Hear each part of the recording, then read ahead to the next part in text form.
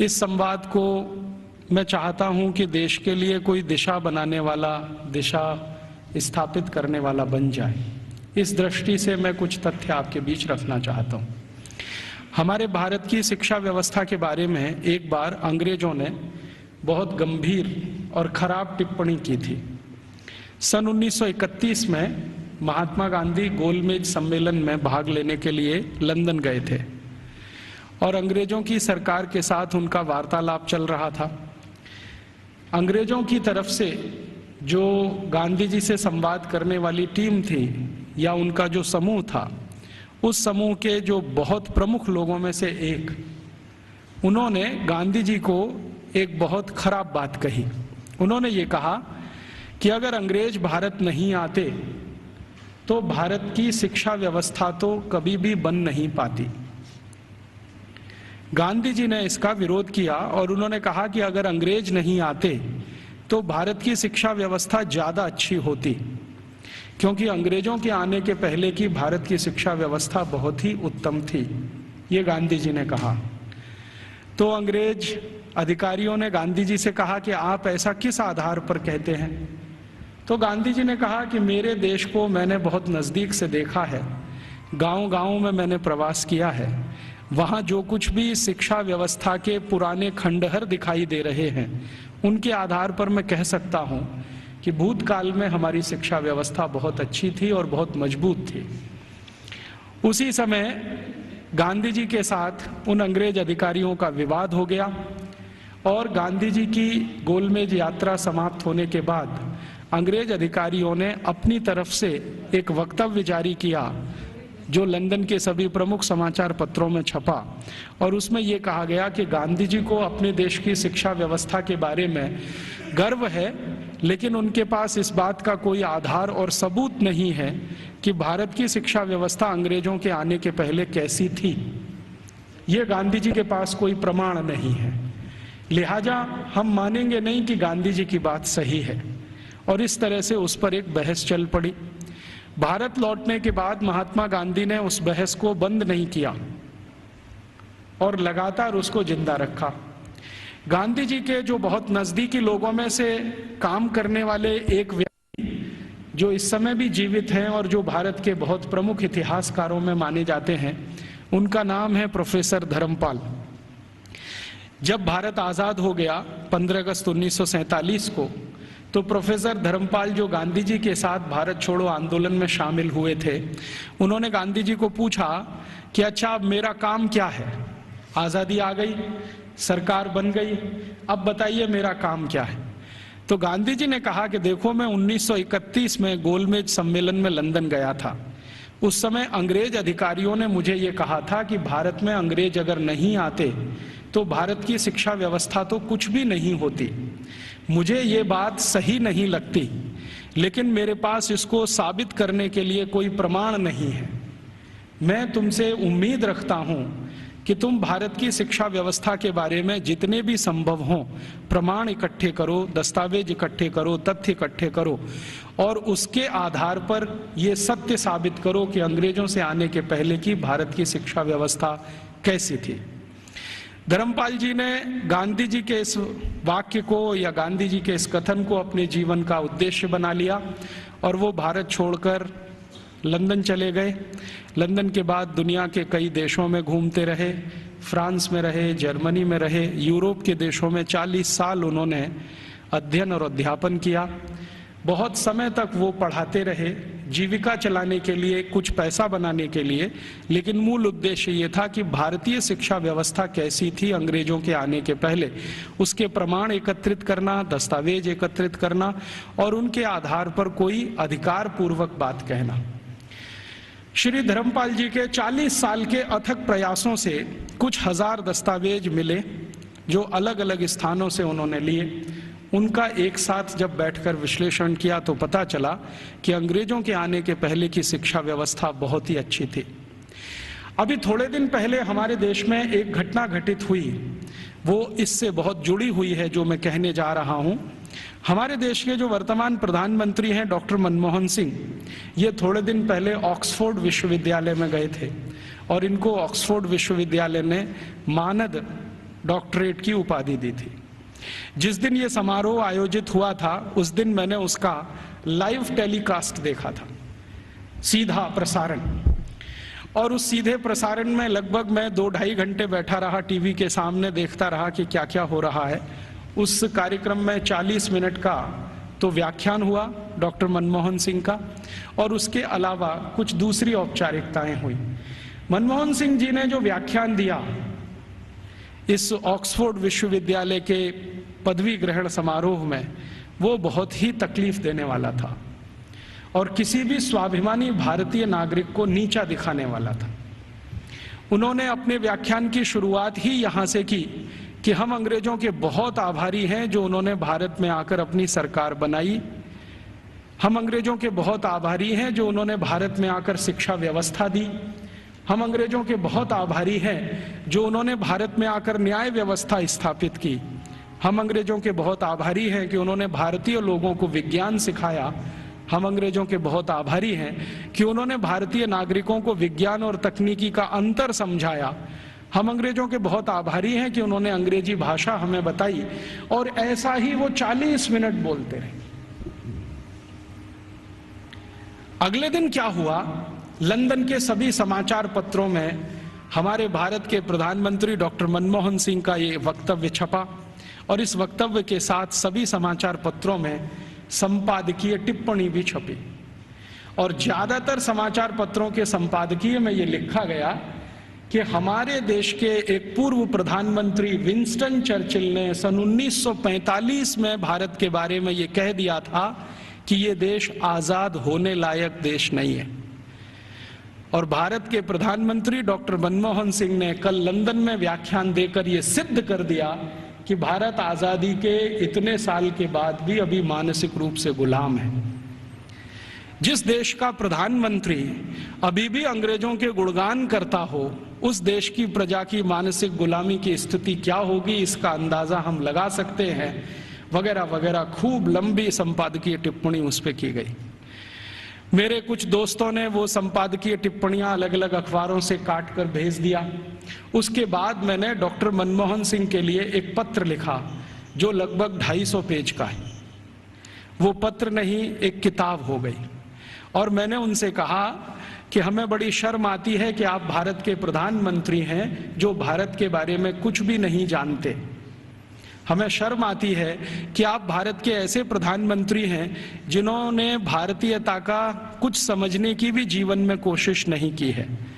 भारत अंग्रेजों के पहले कैसा था, भारत की शिक्षा अंग्रेजों के पहले कैसी थी, भारत की तकनीकी और विज्ञान अंग्रेजों के पहले कैसा था, हमारा भारत अंग्रेजों के पहले उद्योग और व्यापार में किस स्थान पर दुनिया में टिका हुआ था, ये सब बातें अगर आप दस्तावेजों के आधार पर जरा समझें और जानें तो बहुत अच्छा होगा। आप अगली बार ऐसा गुलामी का वक्तव्य देने से बचेंगे। आपको सुनकर हैरानी होगी कि मैंने ये जो पत्र लिखा, ये पत्र मनमोहन सिंह के कार्यालय में पहुंचा और एक लाइन का उत्तर आया कि आपका पत्र मिला और हम उसको कार्यवाही के लिए भेज रहे हैं। अब कहां भेज रहे हैं कार्यवाही के लिए? मैंने तो लिखा था हमारे देश के प्रधानमंत्री को, और उसमें पत्र तो एक ही पन्ने का था, बाकी 249 पन्ने के तो दस्तावेज जो ये सिद्ध करने के लिए मैंने उनके पास भेजे कि आप पहले इन दस्तावेजों को पढ़ें और देखें कि अंग्रेजों के आने के पहले का भारत कैसा था। शिक्षा व्यवस्था के स्तर पर, तकनीक और विज्ञान के स्तर पर, उद्योग और व्यापार के स्तर पर, हर स्तर पर, चिकित्सा व्यवस्था के स्तर पर, जहां तक भी संभव हो मैंने उसमें जानकारी दी। उसमें से एक हिस्से की छोटी जानकारी मैं आपसे भी शेयर करना चाहता हूं कि भारत की शिक्षा व्यवस्था कैसी थी, और जिस समय हमारी शिक्षा व्यवस्था ऐसी थी उस समय यूरोप की शिक्षा व्यवस्था कैसी थी। भारत की शिक्षा व्यवस्था के बारे में सबसे ज्यादा काम जिन्होंने किया है वो कुछ अंग्रेज ही है। एक अंग्रेज अधिकारी भारत में आया जो लगभग 40 साल यहां रहा, उसका नाम था विलियम एडम। विलियम एडम बहुत उच्च स्तर का अधिकारी था। अंग्रेजों की जो संसद का एक हिस्सा है हाउस ऑफ लॉर्ड्स, उसमें बहुत दिनों तक वो सांसद था, और भारत में उसको बहुत उच्च स्तर का अधिकारी बनाकर भेजा गया था। उसकी हैसियत इतनी बड़ी थी कि वो भारत में आकर अगर गवर्नर को या वायसराय को कोई सुझाव दे दे तो वॉयसराय उसको कानून बनाने के लिए मजबूर होता था। विलियम एडम इस स्तर का अधिकारी था। उस विलियम एडम के नीचे काम करने वाले कुछ अधिकारी थे, जिनमें से एक था मैकॉले, टीवी मैकॉले। मैकॉले की तो आपने बार बार चर्चा सुनी है, बार बार नाम भी सुना है, लेकिन विलियम एडम के बारे में शायद आप में से कम लोग जानते होंगे, क्योंकि ये मैकॉले का बॉस था। मैकॉले भारत में शिक्षा व्यवस्था के बारे में जितना भी अभ्यास करता था, वो अपने इमीडिएट बॉस विलियम एडम को भेजता था। तो विलियम एडम ने भारत की शिक्षा व्यवस्था पर एक रिपोर्ट तैयार की, और वो रिपोर्ट लगभग 1700 कुछ पन्ने की है, 1780 पन्ने हैं उस रिपोर्ट में। वो रिपोर्ट संसद में पेश की गई। संसद माने अंग्रेजों की संसद में, हाउस ऑफ कॉमन्स में पेश की गई, और इस रिपोर्ट के आधार पर अंग्रेजों को पता चला कि भारत की शिक्षा व्यवस्था कैसी है। विलियम एडम की रिपोर्ट में से कुछ तथ्य मैं आपको देता हूं, जो इस समय अंग्रेजी संसद के रिकॉर्ड्स पर हैं। आप जानते हैं कि हाउस ऑफ कॉमन्स और हाउस ऑफ लॉर्ड्स में जो भी बहस होती है, वो सभी रिकॉर्ड में रहती है, और जो रिकॉर्ड में आ जाती है वो उनका डॉक्यूमेंट्स बन जाती है, दस्तावेज बन जाती है। और फिर ब्रिटिश पार्लियामेंट की एक प्रेस है जिसको हंसार्ड कहते हैं, वो जरूरत पड़ने पर समय समय पर ये डॉक्यूमेंट्स को प्रकाशित करती रहती है। तो भारत की शिक्षा व्यवस्था पर विलियम एडम की रिपोर्ट, जिसमें जगह जगह पर मैकॉले की दी गई टिप्पणी, मैं पहले मैकॉले की एक छोटी सी लाइन आपको सुना देता हूं। मैकॉले और विलियम एडम भारत की शिक्षा व्यवस्था के बारे में अंग्रेजों की संसद में जब बात कर रहे हैं, तो घंटों घंटों उन्होंने बात की है। एक दिन ये टीवी मैकॉले 2 फरवरी सन 1835 को ब्रिटिश पार्लियामेंट के हाउस ऑफ कॉमन्स में खड़ा होकर भाषण दे रहा है और कह रहा है कि मैंने भारत का उत्तर, दक्षिण, पूरब, पश्चिम पूरा इलाका घूम लिया है। ऐसा कोई क्षेत्र नहीं है जो मैंने भारत का नहीं देखा है, और मैंने भारत का बाहरी क्षेत्र भी देखा है, आंतरिक क्षेत्र भी देखा है। देखने के बाद मैं जो कह रहा हूं, आप उस पर विश्वास नहीं करेंगे, लेकिन जो सत्य है वो मैं आपको कहूंगा, उसको मैं अपने अंदर रोक नहीं सकता। सत्य क्या कह रहा है? वो कह रहा है कि संपूर्ण भारत को उत्तर, दक्षिण, पूरब, पश्चिम में घूम लेने के बाद उसने अंग्रेजी का एक मुहावरा इस्तेमाल किया है, I had travelled length and breadth. Length and breadth माने सब भारत मैंने देख लिया, मैंने पूरा भारत देख लिया। और उसके बाद मैं ये कहता हूं कि भारत देश में आज तक कहीं भी भिखारी देखने को नहीं मिला, कोई बेरोजगार आदमी देखने को नहीं मिला, गांव के किसी कोने में किसी स्थान पर बैठा हुआ कोई ऐसा व्यक्ति ना मिला जो किसी पर पराश्रित हो। आज तक मैंने किसी ऐसे व्यक्ति को भारत में नहीं पाया जो अपना जीवन चलाने के लिए दूसरों के आगे हाथ फैलाता हो। और ये ज्यादा पुरानी बात नहीं है, 1835 में वो बोल रहा है। आज से लगभग आप कल्पना करें तो 170 साल पहले बोल रहा है। तो 170 साल पहले इस देश में कोई भिखारी नहीं था। जरा ध्यान से सुनिए इस बात को, कोई भिखारी नहीं, कोई बेरोजगार नहीं। फिर वो कहता है टीवी मैकॉले कि मैंने दुनिया के बहुत शहर देखे हैं, पेरिस देखा है, बर्लिन देखा है, हैम्बर्ग देखा है, मॉस्को देखा है, फ्रैंकफर्ट देखा है, शिकागो देखा है, न्यूयॉर्क देखा है, लंदन तो अपना है ही, बार बार देखा है, लेकिन इन सभी शहरों की कुल संपत्ति भारत के एक शहर से भी बहुत कम है। तो उसको पूछा गया प्रश्न कि बताओ वो कौन सा शहर है? तो कहता भारत का एक शहर सूरत, और यूरोप के सारे शहर एक बाजू में, तो भी सूरत इन सभी पे भारी पड़ता है। इतनी संपत्ति, इतना धन मैंने उस शहर में देखा है। और वो कहता है कि इतना धन और संपत्ति जिस समाज के पास हो, उस समाज को गुलाम बनाना एकदम मुश्किल है। वो ये कहता है, मैं ये तो नहीं कहता कि असंभव है, लेकिन मुश्किल बहुत है। फिर वो कहता है कि मैं एक सुझाव देना चाहता हूं ब्रिटिश गवर्नमेंट को, सरकार को, कि अगर भारत को गुलाम बनाना हो तो इनका वैभव, इनका धन, इनकी संपत्ति को खत्म करो। तो फिर ब्रिटिश पार्लियामेंट के सांसद उसको पूछ रहे हैं कि भारत का धन, भारत का वैभव और भारत की संपत्ति को खत्म करने के लिए तुम्हारे पास क्या योजना है? तो कहता है भारत की शिक्षा व्यवस्था को खत्म करो। वो कहता है कि भारत में जितना भी धन है, संपत्ति है, वैभव है, ये भारत की शिक्षा व्यवस्था के कारण है। तो कोई सांसद पूछ लेता है कि अच्छा बताओ भारत की शिक्षा व्यवस्था कैसी है, तो कहता है कि भारत की शिक्षा व्यवस्था में सबसे पहला सत्य ये है कि यहां निरक्षरता नहीं है, माने लिटरेसी कंप्लीट। तो उसको पूछा गया क्या संपूर्ण भारत में एक जैसा है, तो कहता है दक्षिण भारत में लिटरेसी 100% है। दक्षिण भारत का माने कर्नाटक, आंध्र प्रदेश, तमिलनाडु, केरल।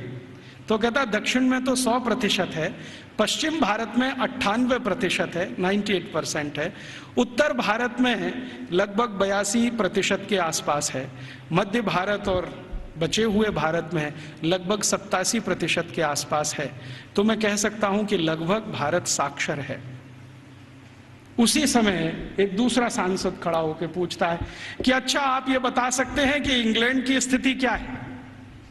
तो उन्होंने कहा ये मैं तो नहीं बता सकता, एजुकेशन मिनिस्टर बैठे हैं वो बताएं। तो एजुकेशन मिनिस्टर खड़े होकर बोलते हैं कि जब भारत की साक्षरता लगभग 100% है, उस समय इंग्लैंड माने 3 राज्यों का समूह, अभी जिसको आजकल ब्रिटेन कहा जाने लगा है, स्कॉटलैंड, आयरलैंड और न्यू साउथ वेल्स मिला के। तो वो कहते हैं कि ये जो 3 राज्यों का समूह है जिसको ब्रिटेन कहा जाता है, इसमें कुल साक्षरता 17% भी नहीं है। 17% भी नहीं है। 17% माने 17। तो फिर पूछ रहे हैं कि भाई कारण क्या है इसका, भारत में इतनी साक्षरता और हमारे यहाँ कुछ भी नहीं। तो वो कह रहा है टीवी मैकॉले के इस समय भारत में 7,32,000 रेवेन्यू विलेजेस हैं, राजस्व वाले गांव। तो नॉन रेवेन्यू वाले, उसने कहा वो मुझे नहीं मालूम। वो कह रहा 7,32,000 राजस्व गांव हैं और ऐसा एक भी राजस्व गांव नहीं है जहां पर स्कूल की व्यवस्था नहीं है। तो फिर उसको प्रश्न पूछा गया कि क्या भारत के लोग इसको स्कूल कहते हैं, तो उनका नहीं, मैंने कहा है स्कूल, भारत के लोग इसको गुरुकुल कहते हैं। उसने गुरुकुल को स्कूल में ट्रांसलेट किया है। बाद में वो कहता है कि शायद मेरे पास कोई शब्द नहीं है जो गुरुकुल के बराबर हो तो मैं स्कूल कहता हूं। तो हम ऐसा मान लें कि मैकॉले बोल रहा है 2 फरवरी 1835 को हाउस ऑफ कॉमन्स में कि भारत के 7,32,000 गांवों में कोई भी ऐसा गांव नहीं है जहां पर गुरुकुल ना हो। इसका अर्थ क्या है, हर गांव में एक गुरुकुल है। फिर उसको पूछा गया इस गुरुकुल में क्या होता है, तो उन्होंने कहा पढ़ते हैं। तो कितने विद्यार्थी हैं, तो उसने कहा सबसे बड़ा गुरुकुल मैंने देखा है वो 20,000 विद्यार्थियों का है, और जो सबसे छोटा गुरुकुल मैंने देखा है वो 200 विद्यार्थियों का है। माने जो गुरुकुलों के बड़े होने का अंदाजा हम लगाना चाहें तो 200 विद्यार्थियों से लेकर 20,000 विद्यार्थियों तक के गुरुकुल इस देश में चलते हैं 1835 के आसपास। फिर वो पूछ रहे हैं कि ये जो 20,000 विद्यार्थियों का गुरुकुल है इसकी व्यवस्था कैसे होती है, ये तो बहुत बड़े विद्यार्थियों का समूह है, कैसे पढ़ाते हैं, व्यवस्था कैसे होता है। तो वो कहता है कि भारत के इन सभी गुरुकुलों में मॉनिटोरियल एजुकेशन होती है।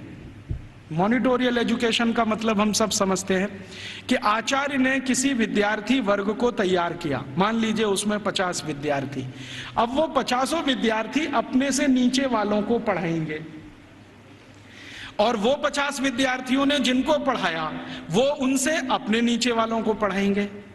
तो वो कहते हैं कि एक आचार्य अगर है और उसके साथ 50-60 विद्यार्थियों का समूह है जिनको वो नियमित रूप से पढ़ाते हैं तो वो 20,000 विद्यार्थियों का गुरुकुल आराम से संभालते हैं। और उसने परिभाषा दिया है कि जो आचार्य 20,000 विद्यार्थियों के गुरुकुल को संभालते हैं उनको भारत में कुलपति कहा जाता है। कुलपति माने 20,000 विद्यार्थियों के समूह की शिक्षा व्यवस्था करवाने वाला व्यक्ति, उसको कुलपति कहा जाता है। फिर उसको पूछा गया है कि ये जो गुरुकुल चलते हैं इनमें विद्यार्थी हैं वो किस वर्ग के हैं, तो वो कहता है कि भारत के नागरिक 4 वर्णों की बात करते हैं, ब्राह्मण, क्षत्रिय, वैश्य और शूद्र। तो वो कहता है कि ये सभी विद्यार्थी इन समूहों में से आते हैं। तो एक अंग्रेज उसको पूछ रहा है कि हमने तो कभी सुना था कि भारत में ज्यादा शिक्षा ब्राह्मणों के लिए है। वो कहता है नहीं, दस्तावेज बताते हैं कि ब्राह्मणों के लिए भी शिक्षा है, वैश्यों के लिए भी है, क्षत्रियों के लिए भी है और शूद्रों के लिए भी है। तो फिर उसको पूछ रहे हैं कि क्या तुम परसेंटेज में ये बता सकते हो कि ब्राह्मण कितने हैं, वैश्य कितने हैं, क्षत्रिय कितने हैं, शूद्र कितने हैं। तो वो कहता है कि दक्षिण भारत के जितने गुरुकुल हैं उनमें शूद्रों की संख्या सबसे ज्यादा है, और पश्चिम भारत के जितने गुरुकुल हैं उनमें वैश्यों और ब्राह्मणों की संख्या लगभग बराबर है, और उत्तर भारत के जितने गुरुकुल हैं उनमें सबसे ज्यादा संख्या क्षत्रियों की है, और बाकी जो 3 हैं ब्राह्मण, वैश्य और शूद्र, ये लगभग बराबर हैं, और मध्य भारत में लगभग सब बराबर है। तो कुछ लोग चौंक जाते हैं, वो ये कहते हैं ये कैसे संभव है कि शूद्रों की संख्या दक्षिण भारत के गुरुकुलों में सबसे ज्यादा है। तो वो कहता है शूद्रों की ही नहीं, दक्षिण भारत के गुरुकुलों में महिलाओं की संख्या, लड़कियों की संख्या भी सबसे ज्यादा है। तो वो एक उत्तर दे रहा है प्रश्न का जिसमें वो बोल रहा है कि दक्षिण भारत के गुरुकुलों में लगभग 58% लड़कियां हैं और 42% लड़के हैं। तो फिर उसको पूछा गया ये कैसे संभव हो रहा है भारत में। तो कहता है कि इट क्वाइट नेचुरल, ये स्वाभाविक है, क्योंकि दक्षिण भारत में महिलाओं की संख्या, लड़कियों की संख्या लड़कों से ज्यादा है। और वो कह रहा है वैसे तो भारत में सभी जगह लड़कियों की संख्या लड़कों से ज्यादा है, और आप जानते हैं कि 1881 में अंग्रेजों ने जब पहला सेंसस कराया, पहला जनसंख्या सर्वेक्षण कराया, तो उसमें भी रेशियो यही निकलता है, महिलाएं लगभग 53% हैं और 47% पुरुष हैं। तो वो कह रहा है कि गुरुकुलों में दक्षिण में लड़कियां बहुत ज्यादा पढ़ती हैं। फिर वो पूछ रहा है कि इन लड़कियों को पढ़ाने के लिए जो अध्यापक हैं, तो वो कहता है कि वो सब महिलाएं ही हैं। लड़कों को पढ़ाने के लिए पुरुष हैं, लड़कियों को पढ़ाने के लिए महिलाएं हैं। तो फिर उससे पूछा जा रहा है कि ये जो अध्यापक पढ़ाते हैं इनके लिए कोई ट्रेनिंग सेंटर है क्या। तो वो कह रहा है कि सभी गुरुकुलों के साथ उच्च अध्ययन केंद्र जुड़े हुए हैं जहां पर इन अध्यापकों को तैयार किया जाता है, और तैयार होने के बाद वो गुरुकुलों में पढ़ाने का काम शुरू कर देते हैं। हर गुरुकुल के साथ एक उच्च अध्ययन केंद्र है।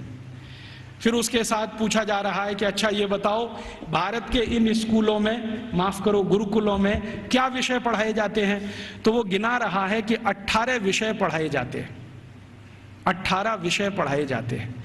सबसे ज्यादा किस विषय पर जोर दिया जाता है। तो वो कहता है कि भारत के गुरुकुलों में सबसे ज्यादा गणित पढ़ाया जाता है। तो ये गणित कौन सा पढ़ाया जाता है। तो वो कहता है वैदिक गणित पढ़ाया जाता है। तो फिर अंग्रेज पूछ रहे हैं कि हमारे यहाँ एक कॉमर्शियल मैथमेटिक्स है, तो उनका भारत वाले उसको पढ़ते नहीं है और उसमें उनकी ज्यादा रुचि भी नहीं है, वो वैदिक मैथमेटिक्स में ज्यादा रुचि लेते हैं। फिर दूसरा कौन सा विषय है जो सबसे ज्यादा पढ़ाया जाता है गणित के बाद। तो कहता है दूसरा सबसे बड़ा विषय है खगोल शास्त्र, इसको सब भारतवासी पढ़ते हैं। फिर तीसरा कौन सा विषय है। तो वो कहता है मेटलर्जी, माने धातु विज्ञान। फिर चौथा कौन सा विषय है। तो वो कहता है कि कारीगरी, कारीगरी माने जो विभिन्न तरह की कारीगरियां गांवों में रहती हैं। हमारे सभी गांवों में 18 तरह के कारीगर होते हैं। कोई लोहे का काम करने वाला, कोई लकड़ी का काम करने वाला, कोई बांस का काम करने वाला, कोई मिट्टी का काम करने वाला। तो वो कह रहा है कि सभी गुरुकुलों में ये कारीगरी पढ़ाई जाती है, 18 विषय उसमें अलग हैं। फिर वो पूछ रहा है कि इसके आगे के विषय बताओ। तो कहते हैं वो कि एस्ट्रोफिजिक्स पढ़ाते हैं। एस्ट्रोफिजिक्स समझते हैं, मॉडर्न साइंस का विषय है, और भारत में 1835 में सभी गुरुकुलों में ये पढ़ाया जाता है, एस्ट्रोफिजिक्स। फिर और क्या पढ़ाते हैं। तो कहते हैं रसायन शास्त्र पढ़ाते हैं। रसायन शास्त्र के साथ और क्या पढ़ाते हैं। तो कहता है चिकित्सा शास्त्र पढ़ाते हैं। चिकित्सा शास्त्र में क्या विषय हैं। तो वो कहता है औषधि विज्ञान एक है और शल्य क्रिया दूसरा है, माने सर्जरी है और मेडिसिन है। और ऐसे ऐसे करके वो 18 विषय को गिनाता है। तो फिर वो पूछते हैं कि कैसे संभव है कि भारत के विद्यार्थी ये 18 विषय पढ़ लेते हैं। तो वो बताता है कि भारत के विद्यार्थियों को गुरुकुल में जब प्रवेश मिलता है तो वो सामान्य रूप से 5 वर्ष के होते हैं, और जब वो गुरुकुल से पढ़कर निकलते हैं तो उनकी उम्र 21 और 22 वर्ष की होती है। लगभग उनको इतना समय मिलता है 15 साल का, जितने में वो सब पढ़ लेते हैं। तो फिर उनको पूछा गया कि ये विषय कैसे पढ़ाए जाते हैं, रोज पढ़ाए जाते हैं? तो उसने कहा नहीं नहीं, रोज नहीं पढ़ाए जाते, एक एक करके पढ़ाए जाते हैं। एक एक करके पढ़ाए जाते हैं माने एक विषय लिया और उसको पूरे 1 साल पढ़ाया, या 8 महीने पढ़ाया, या 9 महीने पढ़ाया। जब वो पूरा हो गया तब उसको छोड़ा, फिर दूसरा विषय लिया, फिर तीसरा विषय लिया। ऐसे करके 15-16 साल में सब विषय पढ़ाए जाते हैं। फिर वो पूछ रहा है परीक्षा कैसे होती है? तो उनका भारत में परीक्षा होती नहीं है, परीक्षा नहीं होती है। तो कैसे पता चलता है?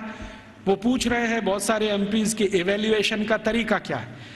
तो उन्होंने कहा कि यहाँ के जो आचार्य और शिक्षक होते हैं वो विद्यार्थियों को जब एक विषय पूरा पढ़ा देते हैं तो उसी के आधार पर उनके कौशल को जानने के लिए, हुनर को परखने के लिए कुछ काम उनको दे दिए जाते हैं। वो काम कितनी कुशलता से करते हैं इसके आधार पर तय होता है।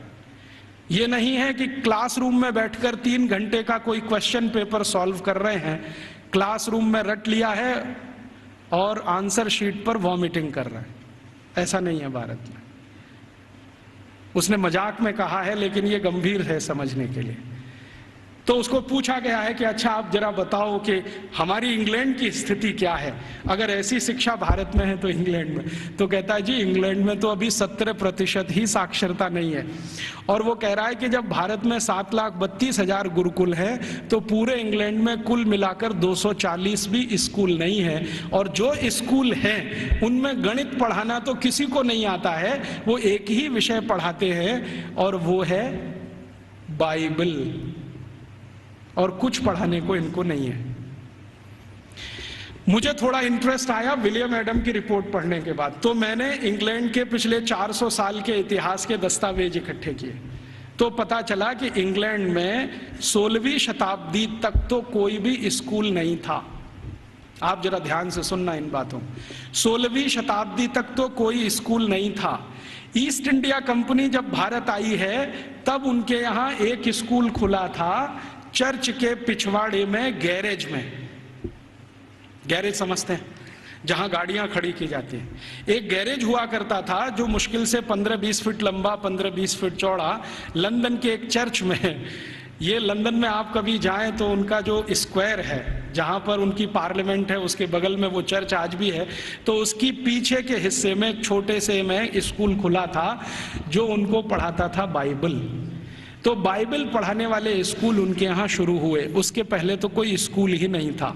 तो इंग्लैंड और यूरोप के इतिहास क्या बताते हैं शिक्षा के बारे में, तो आप जरा सोचो और सुनो। यूरोप का जो सबसे बड़ा इतिहासकार, सबसे बड़ा दार्शनिक, सबसे बड़ा फिलोसोफर, सबसे बड़ा सब कुछ, जो यूरोप में भगवान के अगला अवतार माना जाता है, उसका नाम है प्लेटो। प्लेटो सबसे महान। वो ये कहते हैं ये तो ईश्वर का ही अंश है, माने ईसा मसीह के बाद यूरोप में अगर किसी की इज्जत है तो वो प्लेटो की है। प्लेटो के बारे में यूरोप के सारे अर्थशास्त्री, सारे के सारे दूसरे शास्त्री, चाहे वो फिजिक्स वाले हों, केमिस्ट्री के हों, बॉटनी के हों, जूलॉजी के हों, इंजीनियरिंग के हों, मेडिकल के, सब मानते हैं the whole of the European civilisation is a footnote of Plato. मतलब यूरोप की पूरी सभ्यता जो है ना प्लेटो के फुट नोट जैसी है। माने प्लेटो ने जितना कुछ लिख दिया है वो किसी पुस्तक के फुट नोट में अगर है तो उतनी ही पूरी यूरोप की सभ्यता है। मतलब यूरोप की सभ्यता का जनक प्लेटो ही है। प्लेटो ने अपनी जिंदगी में कई महत्वपूर्ण पुस्तकें लिखी हैं, उनमें से 2 का जिक्र करता हूं। एक पुस्तक उसकी जो दुनिया में सबसे ज्यादा चर्चित हुई है, द रिपब्लिक, गणतंत्र, और दूसरी पुस्तक जो बहुत चर्चित है पूरी दुनिया में, लॉज, LAWS, लॉज। ये 2 किताबें प्लेटो की सारी दुनिया में सबसे ज्यादा पढ़ाई जाती हैं, बहुत चर्चा होती है। द रिपब्लिक में प्लेटो लिखता है कि शिक्षा की जरूरत सभी को नहीं होती। शिक्षा की जरूरत सभी को नहीं होती। समाज का जो प्रभु वर्ग है, प्रभु वर्ग से मतलब सरकार चलाने वाला वर्ग, राजा और राजा के नजदीक, इन्हीं को शिक्षित होना चाहिए, बाकी को शिक्षित होने की जरूरत ही नहीं होती। क्यों? तो वो कहता है कि राजा और राजा के नजदीक का जो वर्ग है उसको आदेश देना है, बाकी को तो सब उस आदेश का पालन करना है। तो जो आदेश के पालन करता है उनको शिक्षित होने की क्या जरूरत है? शिक्षा की जरूरत तो सिर्फ राजा को है और राजा के नजदीकी लोगों को है। ये जो प्लेटो ने कहा, प्लेटो के बाद जो दूसरा उसका ग्रेट ग्रेट ग्रेट फिलोसोफर या उसका great great student Aristotle, Aristotle कहता है कि मेरा जो गुरु बोल गया है उसी पर मैं सहमत हूं। शिक्षा की जरूरत सभी को नहीं होती। समाज का जो प्रभु वर्ग है, माने जो संचालन करता है राज्य का, उसके राजा, मंत्री, मंत्रियों के नजदीकी अधिकारी, बस इनको पढ़ाई होनी चाहिए, बाकी किसी को नहीं।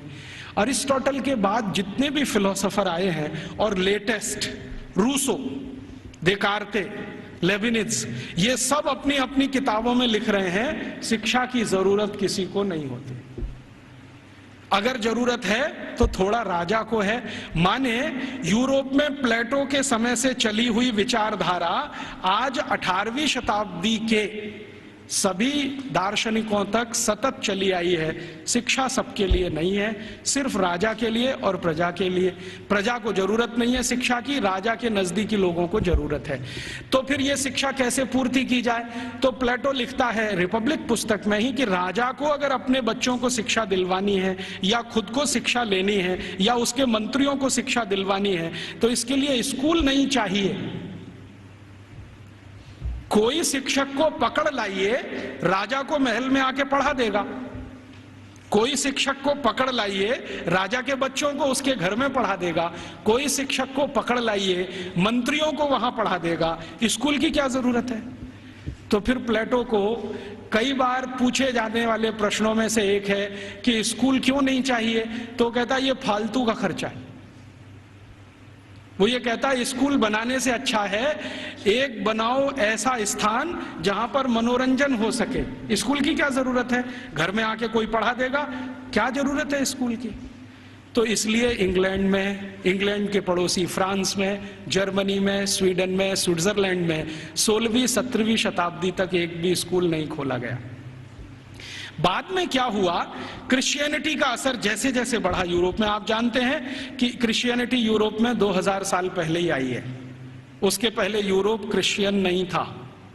यूरोप की छोटी छोटी जातियां, जनजातियां होती थीं जो 1000 से ज्यादा हैं, समूह हैं छोटे छोटे, वो अपना अपना धर्म और संस्कृति माना करते थे। उनके यहाँ ईसाइयत क्या होती है मालूम नहीं। 2000 साल से ईसाइयत आई है। तो जब ईसाइयत का बहुत प्रचार हुआ और समाज और ईसाइयत के बीच में संघर्ष हुआ, तब उन्होंने बाइबल स्कूल शुरू किए और वो बाइबल स्कूल पूरे इंग्लैंड में फैले, फ्रांस में, जर्मनी में फैले। तो वो कह रहा है टीवी में कोले कि हमारे यहाँ तो कुछ स्कूल चलते हैं, वहां सिर्फ बाइबल पढ़ाई जाती है और कुछ नहीं पढ़ाया जाता, और बाइबल भी पढ़ाई जाती है तो संडे को पढ़ाई जाती है, बस मंडे से सैटरडे छुट्टी रहती है। और उन स्कूलों को इंग्लैंड के दस्तावेजों में संडे स्कूल्स कहा जाता है। और ये स्कूल शुरू हुए हैं और आज तक चल रहे हैं। आप यूरोप में कहीं भी जाइए, संडे स्कूल्स आपको मिलेंगे जहां पर आप बाइबल पढ़ सकते हैं। बाइबल में न्यू टेस्टामेंट पढ़ाते हैं, ओल्ड टेस्टामेंट पढ़ाते हैं, दो ही चीजें पढ़ाते हैं, इसके अलावा कुछ नहीं।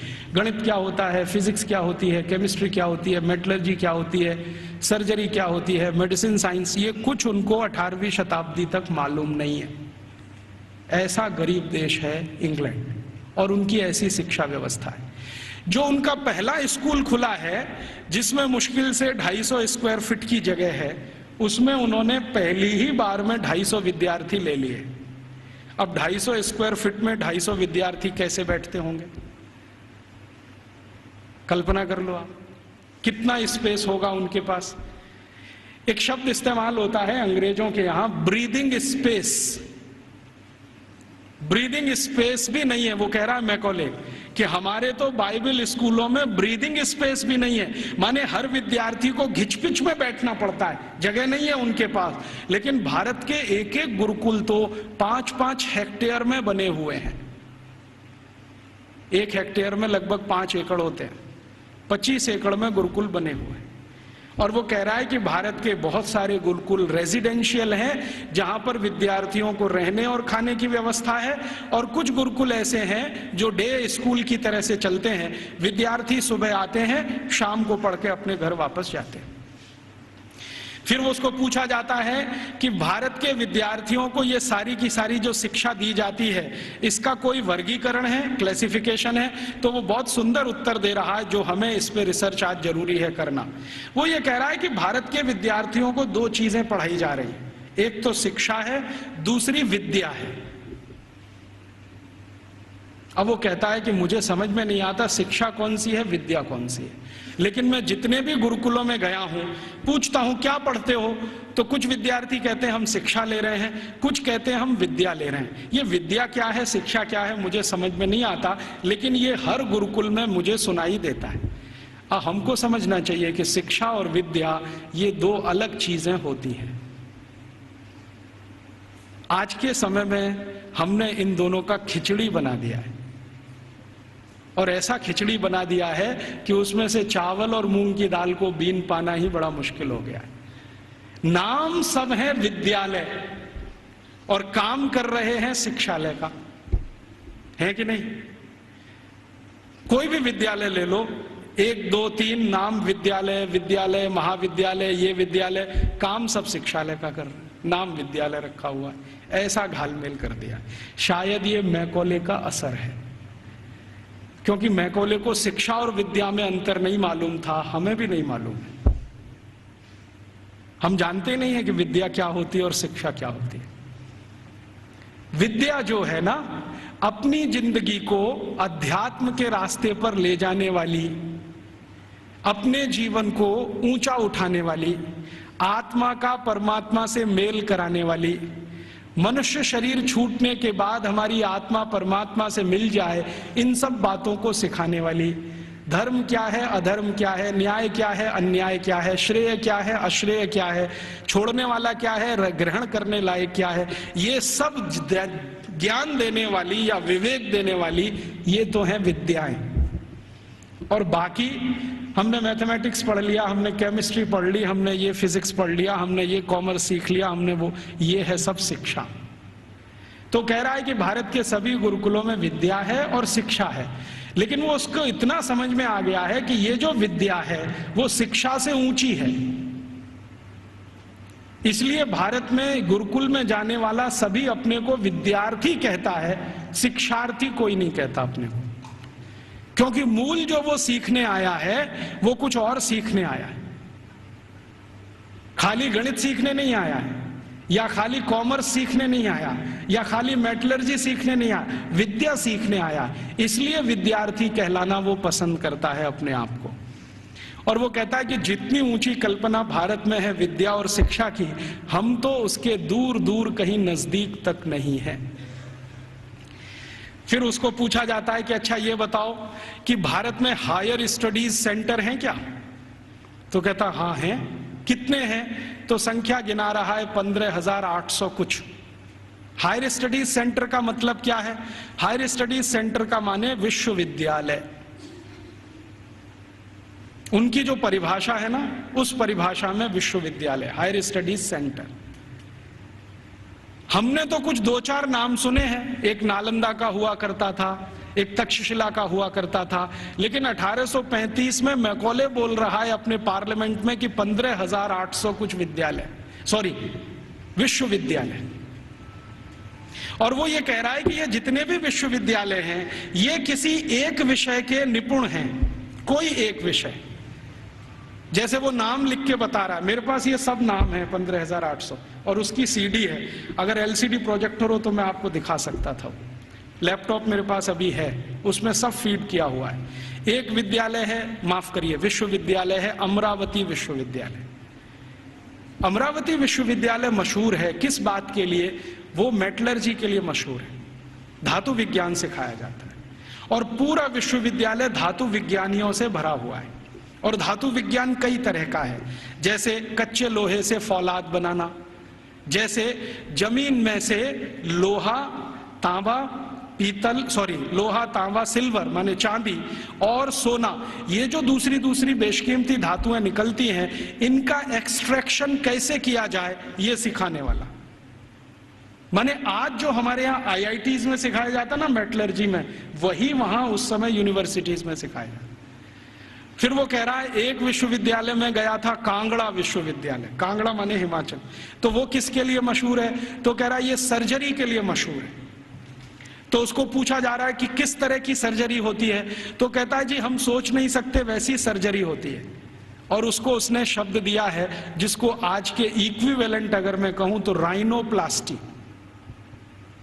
राइनोप्लास्टी सर्जरी का लेटेस्ट साइंस है 21वीं शताब्दी का, जिसमें आपके शरीर के किसी अंग के चमड़े को निकालकर किसी दूसरे अंग पे लगा दिया जाए। और ये 1835 में वो बोल रहा है कि कांगड़ा विश्वविद्यालय में तो ये सब सिखाया जाता है और सब सीखते हैं राइनोप्लास्टी। तो वो कहता है मैंने मेरी आंखों से एक ऑपरेशन देखा है जिसमें पैर के नीचे के हिस्से से माने घुटने से नीचे के हिस्से से चमड़ी निकालकर नाक पर लगाई गई, और वो कहता है 21 दिन में वो पूरा ठीक हो गया है, पता ही नहीं चलता है कि इसका कोई ऑपरेशन हुआ है। ग्राफ्टिंग जिसको कहते हैं, स्किन ग्राफ्टिंग। और ये 1835 में भारत में होता है। कांगड़ा विश्वविद्यालय का उसने लंबा डिस्क्रिप्शन किया है कि मैंने ऐसा देखा, मैंने वैसा देखा। फिर इसी तरह एक अंग्रेज अधिकारी है, वो खड़ा होकर चिल्लाने लगता, हाँ मैंने भी देखा है, कर्नल कूट उसका नाम। जैसे ही उसने सुना तो वो भी खड़ा हो गया, उसने कहा मैंने भी देखा है, एक बार मैं भारत देश गया था, हैदर अली के साथ मैंने युद्ध लड़ा था, हैदर अली ने मुझे परास्त कर दिया था, मेरी नाक काट दी थी, मैं कटी हुई नाक लेके वहां से भागा था, और बेलगाम नाम का भारत में कोई एक गांव है, वहां के एक वैद्य ने मेरी नाक का ऑपरेशन किया था और जोड़ दिया था, और अभी वो नाक मेरी ऐसी है। वो खड़े होकर बोल रहा। तो उसको सब सांसद पूछ रहे हैं कि अच्छा तुम्हारी नाक ही काटी थी, सिर क्यों नहीं काटा? क्योंकि तुम तो परास्त हो गए थे, तो तुम्हारा सिर क्यों नहीं काट दिया? तो वो कहता है भारत के राजा बड़े दयालु हैं, उनके मन में बड़ी दया है, दुश्मन को भी पूरा मारते नहीं है, अंग भंग करके छोड़ देते हैं, और भारत में नाक कटना ही बहुत बड़ी बदनामी की बात है, हमारे यहां ऐसा कुछ। तो ये कर्नल कूट के जो कहे हुए और मैकॉले के कहे हुए इन दस्तावेजों से अंदाजा लगता है कि सर्जरी कोई बहुत ऊंचे स्तर की थी। फिर इन सर्जरी को करने वाले जो आचार्य होते थे, उन आचार्यों के उपकरण कैसे हैं उसका वो डिस्क्रिप्शन कर रहा है। और आपको सुनकर आश्चर्य होगा कि सामान्य रूप से सर्जरी का एक आचार्य माने आज का MS मास्टर ऑफ सर्जरी, उस जमाने का आचार्य, तो वो कहते हैं कि सामान्य रूप से एक आचार्य के पास कम से कम 500 इंस्ट्रूमेंट्स तो होते ही हैं। वो कहता 20 तरह की तो उनके पास क्लिप्स हैं, ये जो 2 वाली होती है ना पकड़ के, 20 तरह की, और सभी उच्च स्तर के लोहे से बनी हुई, जिनमें कभी जंग नहीं लगता। फिर वो कहता भारतवासी बिना जंग का लोहा बनाना तो 10वीं शताब्दी से जानते हैं, हमने उनसे ही सीखा है, हमको लोहा बनाने की तकनीक भारत से ही आई है, और ऐसा लोहा बनाना जानते हैं जिसपे कभी जंग नहीं लगती। वो आज भी कभी देखना हो तो चले जाइए, मेहरौली का खंबा खड़ा हुआ है। वो कहता इनको ऐसा लोहा बनाना आता है तो इंस्ट्रूमेंट अच्छे अच्छे बना लेते हैं। और वो एक मजे की बात कह रहा है कि जिस समय इंग्लैंड में हम चिकित्सा कराते हैं अपनी कोई बीमारी की, तो उस समय 1835 में इंग्लैंड में चिकित्सा क्या होती है जरा सुनिए, और यहाँ कोई एलोपैथी डॉक्टर हैं तो वो जरा ध्यान से सुने। 1835 में इंग्लैंड में चिकित्सा व्यवस्था होती है तो क्या है, एक ही चिकित्सा है उनके पास, हिप्पोक्रेटिस मेडिसिनल सिस्टम। एक हिप्पोक्रेटिस नाम का कोई आदमी हुआ इंग्लैंड में, ईसा से करीब 250 साल पहले, सॉरी ग्रीस में हुआ, इंग्लैंड में नहीं, ग्रीस में हुआ।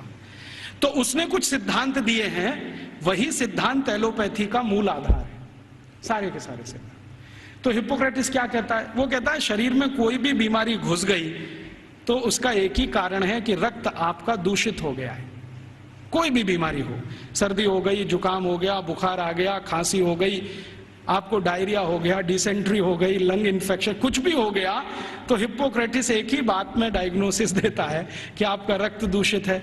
अब इस दूषित रक्त को निकालो शरीर में से, यही चिकित्सा। तो वो कहता है कि भारतवासी चिकित्सा कैसी करते हैं और हमारे डॉक्टर कैसी करते हैं। वो कहता है कि जब मुझे बुखार आता है और मैं किसी डॉक्टर के पास जाता हूं तो वो मेरी हाथ की नस काट देता है और उसमें से खून निकलने लगता है, और वो कहता है ये खून जब तक निकलेगा नहीं तब तक बुखार तुम्हारा खत्म होगा नहीं। कभी कभी मुझे डर लगता है कि खून के साथ जान ना निकल जाए मेरी। और वो ये कहता है कि भारत में जो चिकित्सा व्यवस्था है इतनी अद्भुत है कि कुछ बुखार आ जाए, कितने से भी कितना बुखार आ जाए, वो कुछ चूरन खिला देते हैं और अगले दिन बुखार ठीक हो जाता है।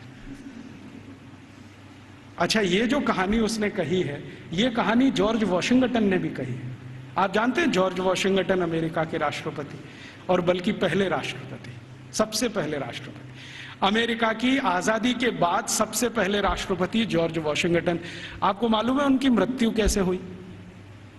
उनको आया बुखार। तो ये जो हिप्पोक्रेटिस मेडिसिनल सिस्टम है ना, हाँ, एक ही सिस्टम है उनके पास, हिप्पोक्रेटिस मेडिसिनल सिस्टम, जिस पर उनके आप बहुत थीसिस लिखे गए हैं, बहुत काम हो। तो उनको आ गया बुखार, और बुखार हो गया बहुत, 103 104 डिग्री। तो उनका डॉक्टर आया और उनके दोनों हाथों की नस काट गया, हाँ, और कहा कि ये खून बहने दो, अभी मैं सवेरे आऊंगा आपको देखने। तो दोनों हाथों की नस कटी और रात भर में इतना खून बह गया कि सवेरे जॉर्ज वॉशिंगटन मरे हुए मिले। ये है मॉडर्न एलोपैथिक सिस्टम। और मैकॉले कह रहा है कि जिस समय हम तो सिर्फ नस काट के खून निकाल के इलाज करते हैं, भारत के लोग पता नहीं क्या क्या जड़ी बूटियों से चूरन बनाते रहते हैं, पाउडर बनाते रहते हैं। और वो कहता है कि इनके कॉम्बिनेशन इतने परफेक्ट हैं कि 1-2 बार ही खाना पड़ता है, उसके बाद खाना ही नहीं पड़ता। फिर उसको पूछा गया, क्या तुमने कोई लिस्ट बनाई है ये जो चूरन में कॉम्बिनेशन है इसके? तो वो कहता है हाँ, मैं एक लिस्ट बना रहा हूं, उसमें कुछ मेडिसिनल हर्ब्स हैं, कुछ रूट्स हैं, कुछ प्लांट्स हैं। तो वो पूछ रहे हैं कितनी संख्या हो गई है? तो उसने कहा 16,000 तो हो गई है, पता नहीं आगे कितनी जाएगी। उस जमाने में तो कुछ लोग आश्चर्य से पूछ रहे हैं कि ये जो शिक्षा है, वहां चिकित्सा भी दे रहे हैं, सर्जरी भी दे रहे हैं, मेटलर्जी भी दे रहे हैं, वगैरह वगैरह, क्यों दे रहे हैं? तो वो कहते हैं, भारत के सभी आचार्य कहते हैं कि जीवन एकांगी नहीं है। अभी ये देखिए, फिलॉसफी की बात, जीवन एकांगी नहीं है, और चूंकि एकांगी नहीं है तो इसमें सब तरह के ज्ञान की जरूरत होती है। तो हर विद्यार्थी को सभी तरह का ज्ञान होना चाहिए, विशेषज्ञता उसको किसी एक में होनी चाहिए, ज्ञान उसको सब तरह का होना चाहिए। तो कहता है कि जो प्राइमरी लेवल की ज्ञान है वो सबको दी जाती है, मेडिसिन की, सर्जरी की, मेटलर्जी की, मैथमेटिक्स की। जब वो विद्यार्थियों की रुचि उत्पन्न हो जाती है तो किसी एक विषय में उनको विशेषज्ञ बना दिया जाता है, और फिर वो विद्यार्थी समाज में चला जाता है, उसकी शिक्षा पूरी हो जाती है, विद्या पूरी हो जाती है, फिर वो समाज को अपनी सेवाएं देता है। और वो एक बहुत महत्व की बात कह रहा है कि भारत के विद्यार्थी इन सब गुरुकुलों से जब पढ़कर निकलते हैं तो उनको संकल्प कराया जाता है, संकल्प कराया जाता है। और संकल्प क्या कराया जाता है? तो उनको ये कहा जाता है कि देखो, ये जो ब्रह्मांड जगत है, वो उसको अंग्रेजी में एक्सप्लेन कर रहा है, ठीक से नहीं कर पाया, कहीं गलती है वो मैंने ठीक कर दिया है, क्योंकि बहुत सारी चीजें उनके समझ की बाहर है जो हमारी समझ के लिए सामान्य है। क्योंकि हर सभ्यता में कुछ बातें विशेष होती हैं जो दूसरी सभ्यता में नहीं मिलती है, तो बाहर वाला आकर उसको जिस चश्मे से देखेगा, हमारा चश्मा उससे बिल्कुल अलग होगा। तो वो कह रहा है कि भारत में ऐसा बोलते हैं, मानते हैं कि ये जो ब्रह्मांड जगत है इसमें मनुष्य ही नहीं है, मनुष्येतर बहुत सारे प्राणी हैं, पक्षी हैं, जीव हैं, जंतु हैं, और सब भारतवासी मानते हैं कि सब में आत्मा है, सब में आत्मा है। और प्लेटो क्या कहता है? प्लेटो करे जरा इसका सोचो, वो रिपब्लिक में लिख रहा है और लॉज में उसको रिपीट किया है। वो ये कहता है आत्मा सिर्फ राजा में होती है, प्रजा में आत्मा ही नहीं होती। प्लेटो का है, ये मेरा नहीं। वो कहता है आत्मा सिर्फ राजा में है, प्रजा में आत्मा है ही नहीं, इसलिए कानून सब प्रजा के लिए हैं, आदेश देने का अधिकार राजा को है। और प्लेटो तो कहता है कि राजा के मुंह से जो निकल गया वही कानून, प्रजा को उसी का पालन करना है। अच्छा, फिर प्लेटो ने स्ट्रेटिफिकेशन किया है कि राजा तो एक वर्ग है, उसके नीचे के वर्ग के उसने वर्गीकरण किया है कि प्रजा में पहला कौन, तो कहता है कि ये जो उद्योगपति हैं, व्यापारी हैं, धंधा करने वाले, ये पहले स्तर के। दूसरे स्तर पर कौन, तो अध्यापक हैं और कारीगर हैं और म्यूजिशियन हैं, संगीतकार हैं, पेंटर हैं, आगे आदि दो। तीसरे नंबर पर कौन, तो तीसरे नंबर पर खेत में काम करने वाले मजदूर हैं, फैक्ट्री में काम करने वाले मजदूर हैं वो। चौथे नंबर पर कौन, तो कहता है स्त्रियां, महिलाएं, वो चौथे नंबर पे। आखिरी पांचवा कोई नंबर नहीं है वहां। तो वो कहता है प्लेटो कि मैं कभी कभी कल्पना करता हूं कि प्रजा में गलती से आत्मा आ गई तो स्त्रियों में तो कभी नहीं आती। इसलिए वो लॉज में लिख रहा है कि कभी भी किसी न्यायाधीश को किसी स्त्री की गवाही पर विचार ही नहीं करना चाहिए, क्योंकि स्त्री को सत्य का ज्ञान नहीं है, उसको विवेक नहीं है, क्योंकि उसको आत्मा नहीं। तो आप जानते हैं ये जो मॉडर्न जस्टिस माने जुडिशियल सिस्टम निकला, जिसमें से आईपीसी, सीआरपीसी और सीपीसी आया और हमने बिना सोचे समझे उसको अपने देश में अपनाया, इस जुडिशियल सिस्टम में 1950 तक किसी महिला की गवाही को माना ही नहीं जाता था। यूरोप में अदालत में चलने वाले किसी भी मुकदमे में किसी महिला की गवाही नहीं मानी जाती थी। तो क्या हुआ, फिर यूरोप में एक बगावत हुई जिसको वीमेन्स लिव कहा जाता है, स्त्री मुक्ति, और इसका नेतृत्व किया एक फ्रांसीसी लेखिका ने, उसका नाम था सिमोन द बोउआर। उसके एक गुरु हुआ करते थे ज्यों पाल सार्त्र, जिनको आधुनिक दार्शनिकों में बहुत ऊंचा स्थान मिला हुआ है। तो सिमोन द बोउआर ने सालों साल आंदोलन चलाया, तब फ्रांस में इतना हुआ कि किसी 3 स्त्री की गवाही एक पुरुष के बराबर है। इतना हुआ, बस इतना ही हुआ। और उसके बाद सिमोन द बोउआर मर गई और वो कहती थी कि मैं इतना ही करा पाई, यही मेरे लिए बहुत है कि कम से कम अदालत ने 3 महिलाओं की गवाही एक पुरुष के बराबर तो मानी। और प्लेटो चूंकि ये कहता था कि स्त्री में आत्मा नहीं होती है, तो 1950 तक यूरोप के किसी भी देश में महिलाओं को वोट डालने का अधिकार नहीं था। वोट डालने का तो छोड़ दो, बैंक में अकाउंट खोलने का अधिकार नहीं था किसी महिला को। अकाउंट खुलेगा तो उसके पति का खुलेगा, महिला का नहीं खुलेगा। और जो विधवा है तो उसके बेटे के नाम से खुलेगा, महिला के नाम से नहीं खुलेगा। जो बेटा ही नहीं है तो पड़ोसी के बेटे के नाम से खुलेगा। हाँ, उसके नाम से बैंक अकाउंट नहीं खुल सकता। और 1950 तक यूरोप के किसी भी शहर में महिला घर से अकेली नहीं निकल सकती।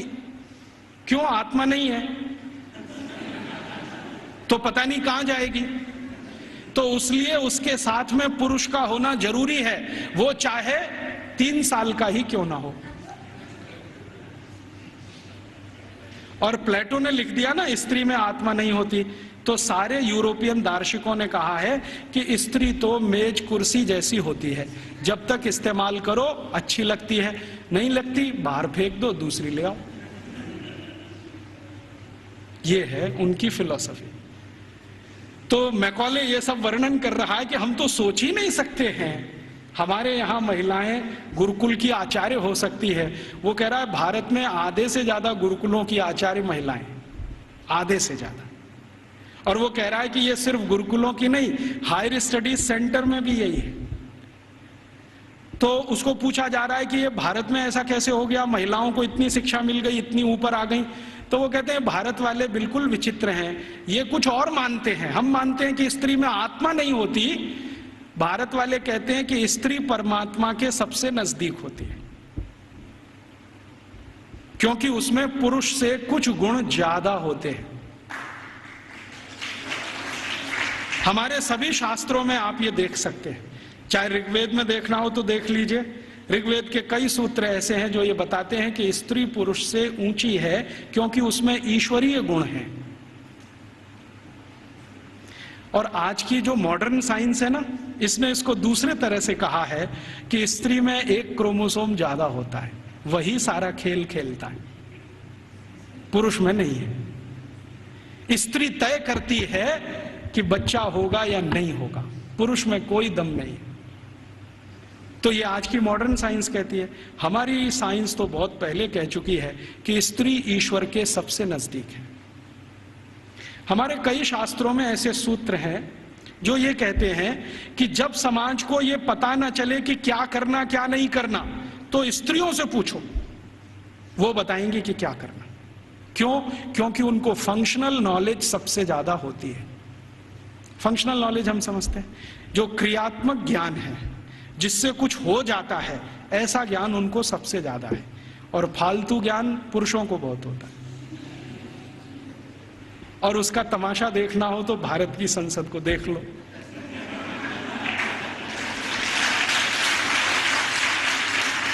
देखा आपने संसद में जो पुरुष सांसद हैं वो मां बहन की गालियां देते हैं और स्त्री सांसदों को चुपचाप निकल जाना पड़ता है। भारत में पता है क्या मान्यता है? भारत में मान्यता यह है कि भाषा का विकास स्त्रियों ने ही किया है। भाषा का विकास स्त्रियों ने ही किया है, पुरुष की ताकत नहीं है भाषा का विकास करने। क्यों? क्योंकि भारतीय भाषाओं में, भारतीय भाषाएं पता है, संस्कृत, तमिल, तेलुगु, कन्नड़, मलयालम, बंगाली माने बंगला, आसामी, उड़िया, ये सब भारतीय भाषाएं। और हिंदी उर्दू मिलने से पहले, अभी तो हिंदी नहीं रही है, उसमें बहुत कुछ उर्दू घुस गई है, फारसी पता नहीं क्या क्या घुस गया। तो हिंदी उर्दू मिलने से पहले और बाकी सब भारतीय भाषाएं। आपको मालूम है इनमें गालियां नहीं है, एक भी गाली नहीं है।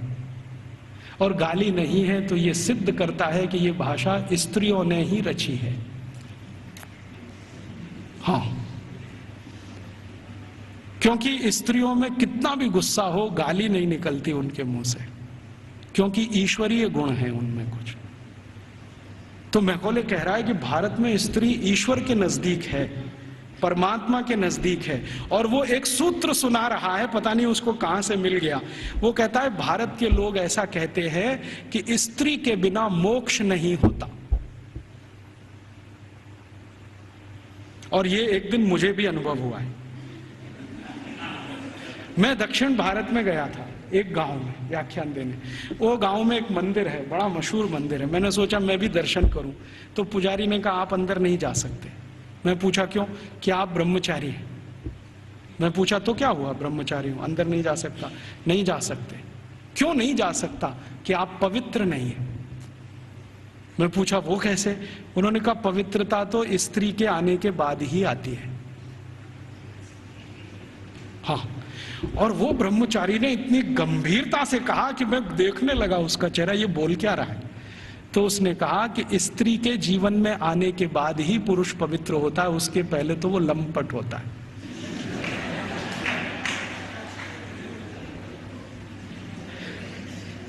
तो मंदिर में मुझे घुसने नहीं दिया उसने। और वो कहता आप तो क्या, हजारों साल से यहां कोई भी व्यक्ति बिना पत्नी के मंदिर में गया नहीं है। तो मैंने कहा ठीक है, फिर कभी हो तो सोचूंगा। तो मैं वापस चला आया। ये बात को मैकॉले बोल रहा है वहां कि भारतवासी बोलते हैं कि मोक्ष स्त्री के साथ ही होता है। और हमारे सभी ऋषि मुनि गृहस्थ थे, सदगृहस्थ थे, ब्रह्मचारी नहीं थे। मैंने जितने ऋषि मुनियों को आज तक पढ़ा है, सबको तो नहीं पढ़ा, लेकिन जितने को पढ़ा है सब गृहस्थ थे। इसलिए गृहस्थ आश्रम कोई ऊंची चीज है हमारे यहाँ। तो ये वो बोलता है कि जब ऊंची चीज आपके पास है तो उससे और ऊंची प्राप्त करने की ताकत है। जो ऊंची नहीं है तो ज्यादा ऊंची तो मिलेगी नहीं। तो भारत में तो स्त्री का ये हैसियत है कि वो अगर नहीं है तो परिवार नहीं है, समाज नहीं है, संस्कार नहीं है, भाषा नहीं है, ज्ञान नहीं है। इसलिए भारत में स्त्रियां तो बहुत ऊंची हैं। फिर वो कहता है कि हमारे यहाँ इंग्लैंड में तो गांव-गांव में स्त्रियों को मारते पीटते हैं, जला भी दे देते हैं। आपको मालूम है यूरोप में 2500 साल एक परंपरा चली है, विच हंटिंग। बहुत किताबें लिखी गई हैं इस पर, बहुत लिखा। विच हंटिंग समझते? विच माने क्या कहना चाहिए हिंदी में? डायन। डायन कहते हैं ना, डायन को ढूंढना और उसको मारना। ये बहुत बड़ा खेल चलता था यूरोप के सभी देशों में, Germany, France, Sweden, Switzerland, Denmark, Norway, सब देशों में, और 2500 साल चलता था। गांव में ढूंढ ढूंढ के ऐसी महिलाओं को मारा जाता था जिनके पति की मृत्यु हो गई हो, तो मान लिया जाता था ये तो विच हो गई है और इसको हंट करना है, माने मार देना है। उनको जिंदा जलाना, कभी उनको जमीन में खड्डा खोद के गाड़ देना, बाल पकड़ के उनको खींच लेना, तरह तरह के अत्याचार उनके ऊपर होते थे। और किस देश में किस साल में कितनी महिलाओं को विच हंटिंग किया गया, इसके रिकॉर्ड्स आजकल मैं इकट्ठे कर रहा हूं। तो हमारे यहां जब सती प्रथा की कहानी चर्चित हुई ना विलियम बेंटिंक के द्वारा, उसी साल में इंग्लैंड में 2700 से ज्यादा महिलाओं को डायन कह के मार डाला गया, उसी साल में। अब हुआ क्या कहानी में कि विलियम बेंटिंक ने अपने देश में जो 2500 से ज्यादा महिलाओं को डायन मरवाया कह के, उसकी चर्चा तो की नहीं आज तक। एक किसी महिला को इस देश में डायन सिद्ध करके मरवा दिया, उसको इतना ग्लोरीफाई कर दिया कि भारत के सभी गांवों में यही होता है। और विलियम बेंटिंक को तो कुछ समझ भी नहीं थी, अकल भी नहीं थी। अभी थोड़े दिन पहले इस प्रश्न का मुझे उत्तर मिला।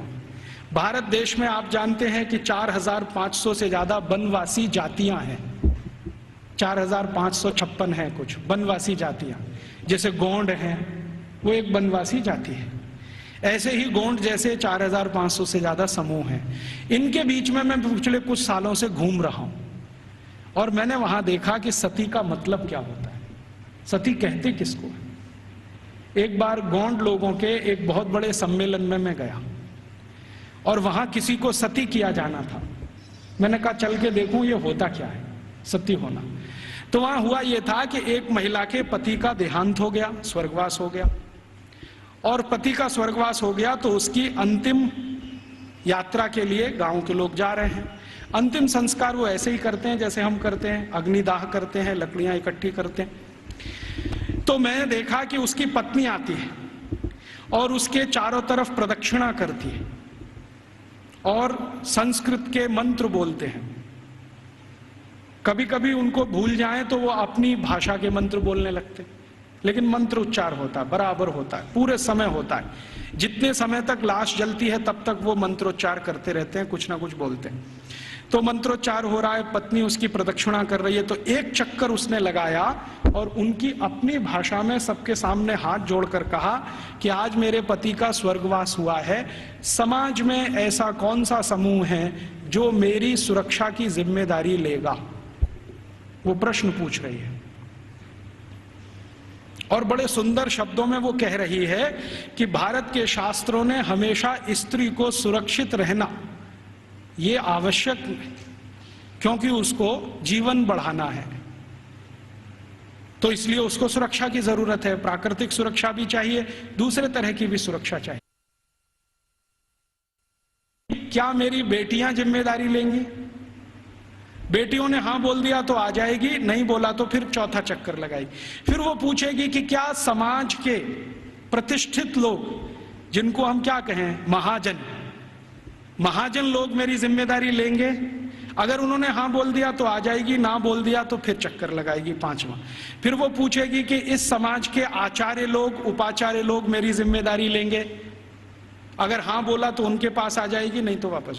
और आखिरी चक्कर सातवां जब लगाएगी तो वो पूछेगी कि क्या पुरोहित हम समझते हैं पूजा पाठ करें, क्या पुरोहित मेरी जिम्मेदारी लेंगे? अगर पुरोहितों ने हाँ बोला तो उनके पास आएगी, नहीं तो चक्कर लगा के गांव छोड़ के चली जाएगी और गांव कहेगा कि वो सती हो गई। ये है सती होना। और इसको बिगाड़ दिया अंग्रेजों ने। क्या कहा कि उसको जबरदस्ती चिता में धकेल देंगे और ये कर देंगे। फिर वो जाती कहाँ है, उसके पीछे पीछे मैं गया तो उस गांव का कोई मंदिर होगा, वहां जाएगी और अपना बाकी जीवन उसी मंदिर में बिताएगी। वो ये कहती है कि जब कोई जिम्मेदारी नहीं लेगा तो अब भगवान मेरे लिए जिम्मेदारी लेंगे, तो मंदिर में जाके पूजा करेगी, पाठ करेगी, अपना जीवन उसी से चलेगा उसका।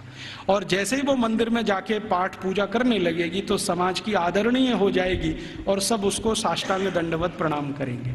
फिर हम गोंड लोग कहेंगे कि ये हमारी सती है। हम उसको एक्सप्लेनेशन क्या देंगे? वो पति के साथ जिंदा जला दी गई, वो सती है। सती होना कोई ऊंचा कर्म रहा है इस देश में, हम उसको समझ नहीं पाए। अंग्रेजों ने जो डिस्क्रिप्शन दे दिया उसी को अंतिम मान के हमने अपना मान लिया कि ऐसा ही कुछ होता होगा। ये होता है, और ये सिर्फ गोंडों में ही नहीं होता, भीलों में भी होता है। गोंड हैं, भील हैं, जितने तरह की जनजातियां हैं, ज्यादातर में ये होता है। तो मैकॉले कह रहा है कि भारत में तो स्त्रियों का स्थान बहुत ऊंचा है, परिवार में ऊंचा है, समाज में ऊंचा है, भाषा उनके यहां से निकली है, फंक्शनल नॉलेज उन्होंने समाज को दिया है, इसलिए इनके लिए तो सब कुछ विशेष होता है। इसलिए गुरुकुलों में आचार्य स्तर पर बहुत स्त्रियां हैं, ये हैरानी की बात नहीं है। वो कहता हमारे समाज में उल्टी स्थिति है, स्त्रियों का स्थान सबसे नीचे है, इसलिए हमारे यहाँ हर काम में वो सबसे पीछे है। तो इस तरह की कुछ बातें हैं जो मैकॉले के डॉक्यूमेंट्स बताते हैं, और विलियम एडम ने इससे भी ज़्यादा कुछ खोज की है, और उसके डॉक्यूमेंट्स इससे भी आगे की कई बातें बताते हैं कि भारत के ये जो गुरुकुल हैं, इन गुरुकुलों का योगदान क्या है समाज में। तो विलियम एडम ने एक गुरुकुल की कहानी लिखी है अपने दस्तावेजों में। आंध्र प्रदेश में कावेरी नदी के पास, विशाखापट्टनम से थोड़ा दूर एक गुरुकुल है, उसका नाम गांव का मैं भूल रहा हूं।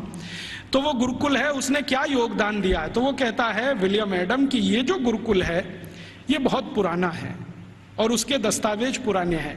12वीं शताब्दी का वो गुरुकुल है, और वो गुरुकुल है सिविल इंजीनियरिंग का, कंस्ट्रक्शन में सिविल इंजीनियरिंग का। तो कहता है इसका योगदान क्या है, तो विलियम एडम कहता है कि इस गुरुकुल के विद्यार्थी और आचार्यों ने मिलकर कावेरी नदी पर एक डैम बनाया है, बांध बनाया है, जो दुनिया का सबसे पहला बांध है। मुझे नहीं मालूम था विलियम एडम के डॉक्यूमेंट्स पढ़ने के पहले कि दुनिया का सबसे पहला बांध भारत में बना है। फिर जैसा उसने डिस्क्रिप्शन दिया है उसको खोजते खोजते मैं पहुंच गया एक दिन, और अपनी आंखों से देख के आया कि वो डैम अभी तक जीवित है। उस डैम पर तेलुगु भाषा में एक पत्थर लगा हुआ है जिस पर तारीख है सन 1238 में वो बना है। आज से लगभग 800-825 साल पुराना है। और वो डैम की विशेषता क्या है, पत्थर और चूने से बना है। और आप जानते हैं दक्षिण भारत में सबसे ज्यादा प्रवाह वाली नदी है कावेरी। कावेरी जो है ना पेरेनियल रिवर है, साल के 12 महीने पानी रहता है उसमें, और पानी का फ्लो सबसे तेज है, और पानी का दबाव भी उसका सबसे तेज है। तो कावेरी नदी पर जहां सबसे तेज गति से पानी बहता है, उस नदी पर बांध बना दिया। बांध की लंबाई कितनी है और उसकी चौड़ाई कितनी है, लगभग 1 किलोमीटर 1.5 किलोमीटर के आसपास उसकी लंबाई है। 1.5 किलोमीटर लंबा बांध है। और बांध बनाया कैसा है, ऐसा है जैसे जेड होता है ना, जेड ऐसे फिर ऐसे फिर ऐसे फिर ऐसे फिर ऐसे जेड शेप में पूरा बांध है। तो वो वर्णन कर रहा है विलियम एडम कि ये गुरुकुल के विद्यार्थी और आचार्यों ने बनाया है। इसकी विशेषता क्या है, तो विशेषता ये है कि ये जेड शेप में है। जेड शेप में क्यों बनाया, स्ट्रेट लाइन में क्यों नहीं बना दिया, एक रेखीय रेखा में क्यों नहीं बना दिया, तो कहता है इसका जवाब मुझे नहीं मालूम क्यों बनाया। बहुत दिन मैं भी सोचता रहा कि ऐसा क्यों है। अब मेरे समझ में आया थोड़े दिन पहले कि ये जब सीधी रेखा में आप कोई दीवार बनाए और पानी बहुत तेज गति से आए तो दबाव इतना ज्यादा है कि बहुत जल्दी वो टूट जाएगा। लेकिन अगर आप उसी सीधी रेखा की दीवार को ऐसे ऐसे कर दो तो पानी का प्रेशर डाइवर्ट हो जाएगा और वो डैम कभी भी नहीं टूटेगा। अब समझ में आया कि वो 825 साल से कैसे जिंदा है। तो वो बोल रहा है कि ये एक गुरुकुल ने बनाया हुआ है, और वो गुरुकुल विशाखापट्टनम के नजदीक कभी चला करता था। मैं जब गया इसको देखने के बाद हैदराबाद लौटा तो उनकी जो आर्काइव्स है उसमें गया, तो आर्काइव्स में उसके डॉक्यूमेंट्स मुझे मिल गए, और गजट में भी इसके बारे में वर्णन है। तो वो कह रहा है विलियम एडम कि भारत के गुरुकुल में पढ़ने वाले विद्यार्थी और उनको पढ़ाने वाले आचार्य कितने समाज के काम करते हैं, उसका ये नमूना है।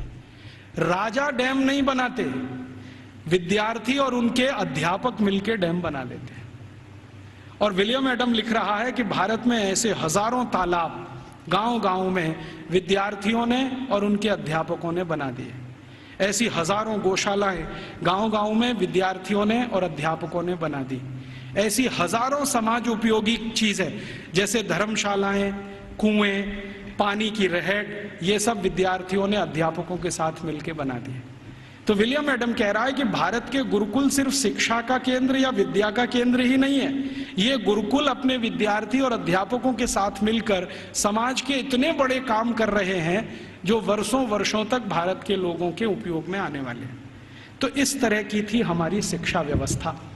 अब क्या हुआ, इस शिक्षा व्यवस्था को जब मैकॉले ने पूरे ठीक से डिस्क्राइब किया लंदन में, तो लंदन में ब्रिटिश पार्लियामेंट के सभी सांसदों ने कहा कि अगर ऐसी शिक्षा व्यवस्था भारत में है तो भारत तो बहुत समृद्धशाली है, पैसे वाला है, ये हमें समझ में आता है।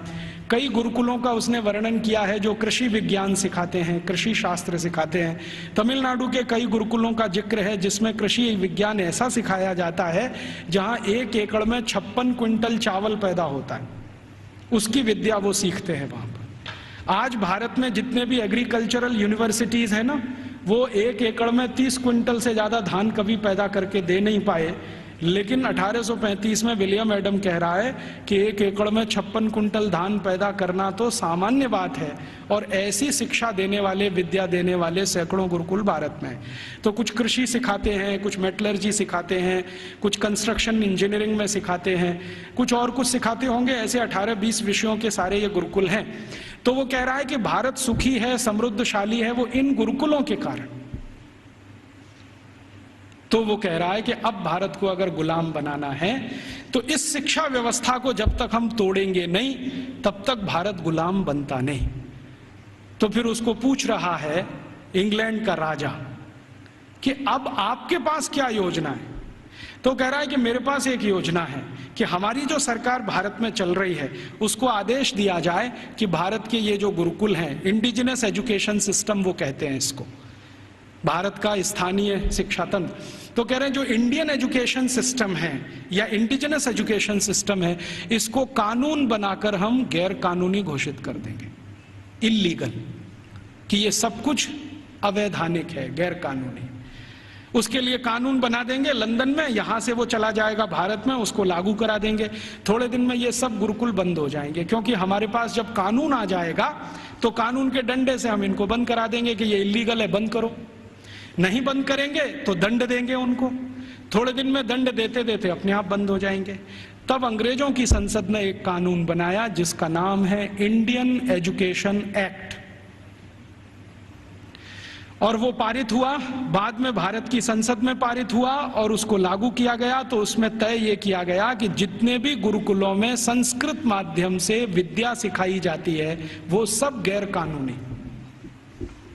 फिर कहा गया कि जितने भी गुरुकुलों में स्थानीय भाषाओं की मदद से, जैसे तेलुगु, तमिल, कन्नड़, मलयालम, मराठी, गुजराती, इनके माध्यम से विद्या दी जाती है, वो भी गैर कानूनी। तो कानूनी क्या? कानूनी वो जहां अंग्रेजी के माध्यम से शिक्षा दी जाती है, वो कानूनी। तो मैकॉले ने क्या किया, ये कानून लागू करा के फिर भारत के गुरुकुलों पर डंडा चलाया, बुलडोजर चलवाए, एक एक करके उनका नाश किया। जहां गुरुकुल बंद नहीं हो पाए वहां के अध्यापकों को जेल में डाल दिया, विद्यार्थियों को जेल में डाल दिया। कई कई जगह तो अत्याचार इतने हुए कि अध्यापकों के हाथ काट दिए गए, सिर काट दिए गए, कई कई गुरुकुलों में आग लगा दी गई, उनके पुस्तकालय जला दिए। ये सब अंग्रेजों ने अत्याचार 100 साल तक किया, 1840 से 1940 तक। इधर वो अत्याचार करते गए, भारत के गुरुकुल खत्म होते गए। दूसरी तरफ उन्होंने कॉन्वेंट स्कूल शुरू किए जो यूरोप में आज भी चलते हैं और किसी उद्देश्य की पूर्ति के लिए चलाए जाते हैं। मैं आपको एक इंटरेस्टिंग बात और बता दूं कि जो अंग्रेजी दस्तावेजों का मैं अध्ययन कर रहा हूं उसमें से एक और दस्तावेज है, ये कॉन्वेंट क्या होता है। यूरोप में एक बहुत खराब परंपरा है जो अभी 1950 तक चलती रही। जैसे स्त्रियों को वोट देने का अधिकार नहीं, स्त्रियों में आत्मा नहीं, वो बैंक अकाउंट नहीं खोल सकते, ऐसी ही एक बहुत खराब परंपरा इंग्लैंड में, फ्रांस में, जर्मनी, सभी देशों में, कि बच्चों को घर में रखना नहीं, बच्चे पैदा हुए तो अनाथ आश्रम में देना, ये उनकी पुरानी परंपरा है। और कई लोगों ने तो क्या किया है कि बच्चों को पैदा होते ही घर के बाहर टोकरी में रख दिया कि अनाथ आश्रम का कोई आएगा उठा ले जाएगा, लेकिन कई बार कुत्ते उठा ले जाते हैं उसको, भेड़िए उठा ले जाते हैं। यूरोप का जो आधुनिक फिलोसोफर्स में एक माना जाता है ना, रूसो, उसके 5 बच्चे पैदा हुए, 4 को उसने ऐसे ही छोड़ दिया घर के बाहर टोकरी में रख के, 2 को कुत्ते खा गए, 2 को अनाथ आश्रम वाले ले गए। यूरोप में ये बहुत पुरानी परंपरा है बच्चों को लावारिस छोड़ना। क्यों छोड़ना?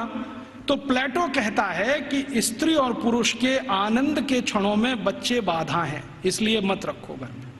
ये प्लेटो की शिक्षा है। वो कहता है कि अच्छे नहीं है बच्चे घर में रखना। और वो ये कहता है कि जीवन का चरम तो आनंद ही है, और वो भी शरीर का आनंद है। वो कहता है जीवन तो इसी के लिए मिला है कि हम शारीरिक आनंद की प्राप्ति करें, और बच्चे इसमें बाधा हैं, तो बच्चों को रखना नहीं घर में, तो छोड़ देना। तो वहां बच्चे छोड़ने की परंपरा है। अब बच्चे छोड़े जाते हैं तो राजा उनकी व्यवस्था करे छोड़े हुए बच्चों की। तो राजा कुछ संस्थाएं खड़ी करता है, उन संस्थाओं को कॉन्वेंट कहते हैं। कॉन्वेंट माने लावारिस बच्चों को पालने वाली संस्थाएं, अनाथ बच्चों को पालने वाली संस्थाएं। कॉन्वेंट माने अनाथ बच्चों के स्कूल, लावारिस बच्चों के स्कूल। तो यूरोप में ये कॉन्वेंट चलते हैं। तो ये मैकॉले कह रहा है कि भारत में भी यही चलाएंगे। तो कोई सांसद उससे पूछ रहा है कि भारत में कोई अनाथ होता है? उसने कहा होता तो नहीं है, लेकिन हम बनाएंगे। होता तो कोई नहीं है, क्योंकि भारत में किसी बच्चे के माता पिता भी मर जाएं तो उसके चाचा चाची हैं, ताऊ ताई हैं, मामा मामी हैं, मौसा मौसी हैं, बुआ फूफा, कोई तो लेगा उसको। यूरोप में तो है माता पिता, तो भी छोड़ देंगे। तो यूरोप में ये जो लावारिस बच्चे हैं, इनको पालने के लिए कॉन्वेंट खड़े किए जाते हैं। कॉन्वेंट को चलाने वाले ज्यादातर क्रिश्चियन इंस्टीट्यूट होते हैं या चर्च होता है। राजा चर्च को दान देता है और उस पैसे से ये सब चलते हैं। तो सबसे पहला कॉन्वेंट इस मैकॉले ने भारत में खुलवाया, कलकत्ता में। और उस कॉन्वेंट में कोई पढ़ने नहीं आता था, तो इसने दूसरा कानून बनवाया कि जो भारतवासी ईस्ट इंडिया कंपनी और अंग्रेज सरकार की नौकरी करेंगे और कलकत्ता में रहेंगे, उनको अपने बच्चे यहां भेजना आवश्यक है, नहीं तो नौकरी जाएगी। तो जबरदस्ती भारतवासी जो उनके यहाँ काम करते थे, उन्होंने अपने बच्चे भेजना शुरू किया। फिर धीरे धीरे एक कॉन्वेंट से 2 हुआ, 2 से 3 हुए, 3 से 10, 10 से 20, 50, 100, अब हजारों हो गए। अब भारत में ऐसा कोई गांव नहीं जहां कॉन्वेंट नहीं। तो मैकॉले ने एक विष बीज डाल दिया जो अभी वट वृक्ष बन के फैल गया। अब तो ऐसे ऐसे कॉन्वेंट स्कूल हैं इस देश में, बजरंगबली कॉन्वेंट स्कूल। आपको देखना हो तो मैं दिखा सकता हूं आपको। बंबई में है, ग्रांट रोड के पास है, रेलवे स्टेशन से बिल्कुल सटा हुआ, बजरंगबली कॉन्वेंट स्कूल। हाँ, और एक कॉन्वेंट स्कूल है संतोषी माता कॉन्वेंट स्कूल, एक है सरस्वती देवी कॉन्वेंट स्कूल, एक महावीर स्वामी कॉन्वेंट स्कूल खुला है अभी बेंगलोर में, जबरदस्त। अब इनको पूछो चलाने वालों को कि बजरंगबली का कॉन्वेंट से क्या रिश्ता है, या सरस्वती देवी कब कॉन्वेंट स्कूल में पढ़ने गई थी।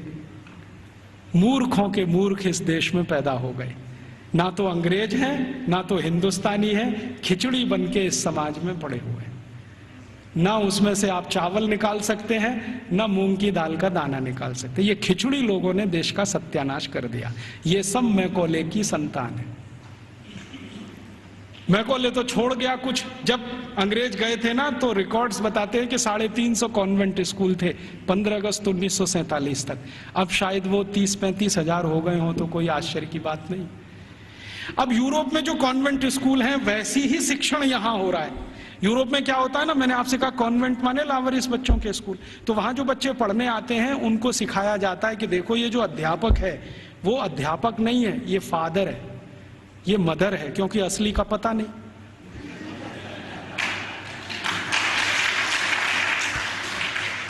असली का तो कुछ पता नहीं, लावारिस है, किसका है बाप उसका और कौन है उसकी माँ। तो स्कूल में जो पढ़ाने वाले होते हैं ना टीचर, तो पुरुष है तो फादर, माने ओल्ड एज है तो फादर, और यंग एज है तो ब्रदर, और ओल्ड लेडी है कोई तो मदर, और यंग लेडी है तो सिस्टर। तो कॉन्वेंट में उनको बुलवाते हैं, ये फादर है, ये मदर है, ये ब्रदर है, ये सिस्टर है, क्योंकि असली नहीं है। अब हमने भारतवासियों ने बिना सोचे नकल कर लिया उसका। हमारे यहां तो घर में है असली, और कॉन्वेंट में जा रहा है बच्चा तो वहां हो गए नकली, और वहां उसको मदर फादर ही बोलना पड़ता है। अब भारतीय परंपरा में यह है कि किसी बच्चे की 2 माताएं तो हो सकती हैं, बाप दो नहीं होते कभी। भगवान कृष्ण की दो माताएं थी, एक ने जन्म दिया, एक ने पाला। रामचंद्र जी मानते हैं कि मेरी 3 माँ हैं, एक ने जन्म दिया है, बाकी 2 प्रेम दे रहे हैं। तो माताएं 2 हो सकती हैं, 3 हो सकती हैं, बाप हमेशा एक ही होता है। अब हमारे कॉन्वेंट में पढ़ने वाले नौनिहालों के हर एक के 2-2 बाप हैं। एक तो घर में है असली और दूसरे हैं वहां नकली। और मैं आपको अंग्रेजी की एक शब्द की व्याख्या करता हूं। अंग्रेजी में एक शब्द होता है जो गाली के रूप में इस्तेमाल किया जाता है, बास्टर्ड। बास्टर्ड वही होता है जिसके 2 बाप होते हैं। तो हमने अपने अपने नौनिहालों को सबको बास्टर्ड बनाने का धंधा शुरू कर दिया है और बड़े गर्व से कहते हैं मेरा बेटा सेंट मैरी कॉन्वेंट में जाता है, जीसस कॉन्वेंट में जाता है, फलाने कॉन्वेंट में, ढिमा के कॉन्वेंट में। फिर उन कॉन्वेंटों में बड़ी बड़ी विचित्र विचित्र चीजें सिखाई जाती हैं। आजकल सिखाया जाता वैलेंटाइन डे, सेलिब्रेट करो वैलेंटाइन डे। ये वैलेंटाइन का किस्सा क्या है? वैलेंटाइन का किस्सा ये है कि यूरोप में, मैंने कहा ना बच्चों को साथ रखने की परंपरा नहीं है, ऐसी ही एक बहुत खराब परंपरा है बिना शादी के साथ रहने की। एक शब्द चलता है यूरोप में, लिव इन रिलेशनशिप, माने शादी तो करनी नहीं है लेकिन साथ में रहना है। और ये क्यों ऐसा है? इसमें छुटकारा आसान है, सवेरे किया शाम को निकल गए, कहीं दूसरे के घर में घुस गए, फिर तीसरे के, फिर चौथे के। तो जैसे कुत्ते घूमते रहते हैं ना, ऐसे।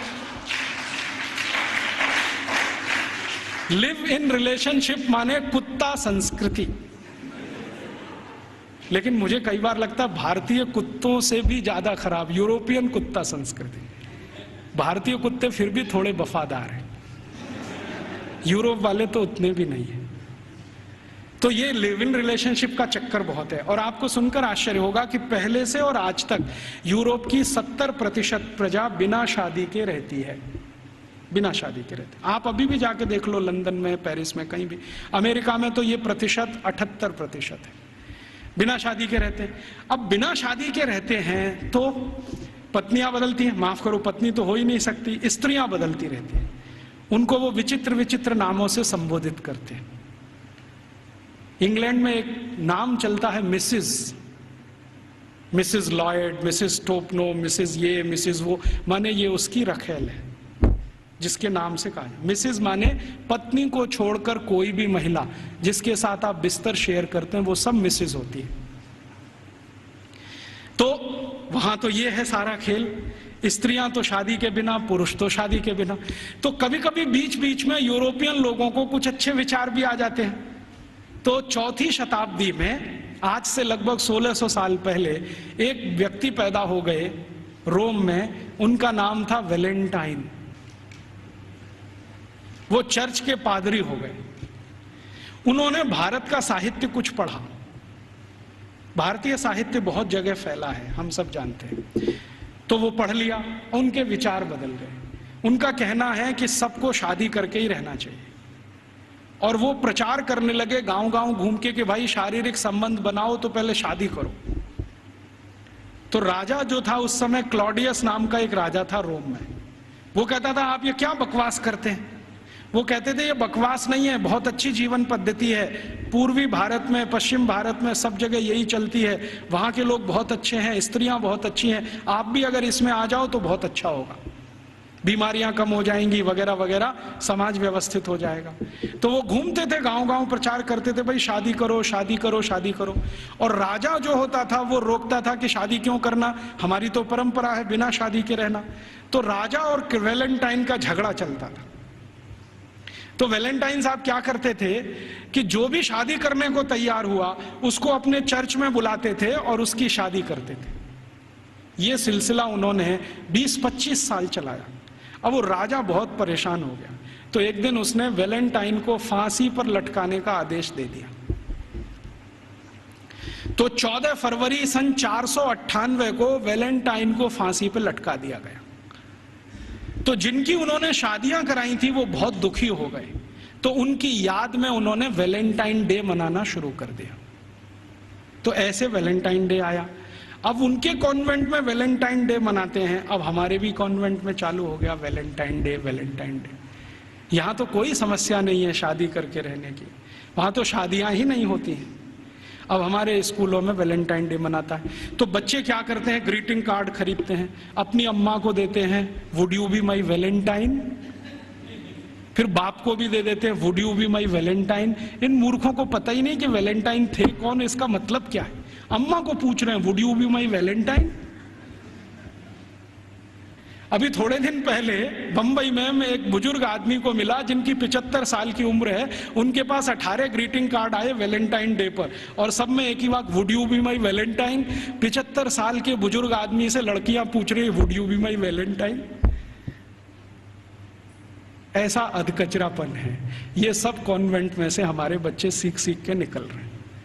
और इन कॉन्वेंट स्कूलों में क्या क्या सब सिखा दिया।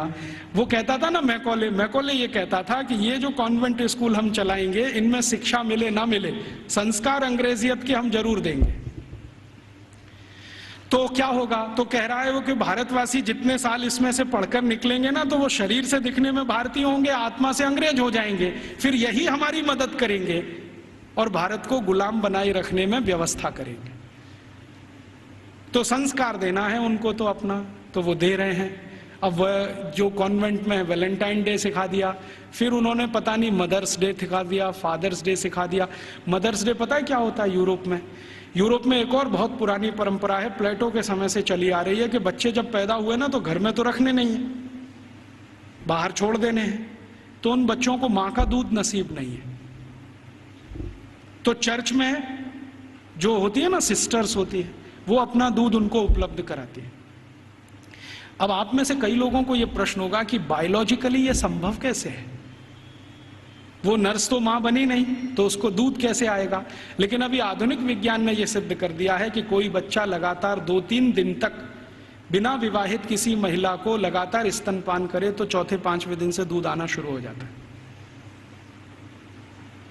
तो उनके यहां नर्सिंग जो होती है वो सिस्टर्स के द्वारा होती है या नर्सिस के द्वारा होती है, मां नहीं करती है।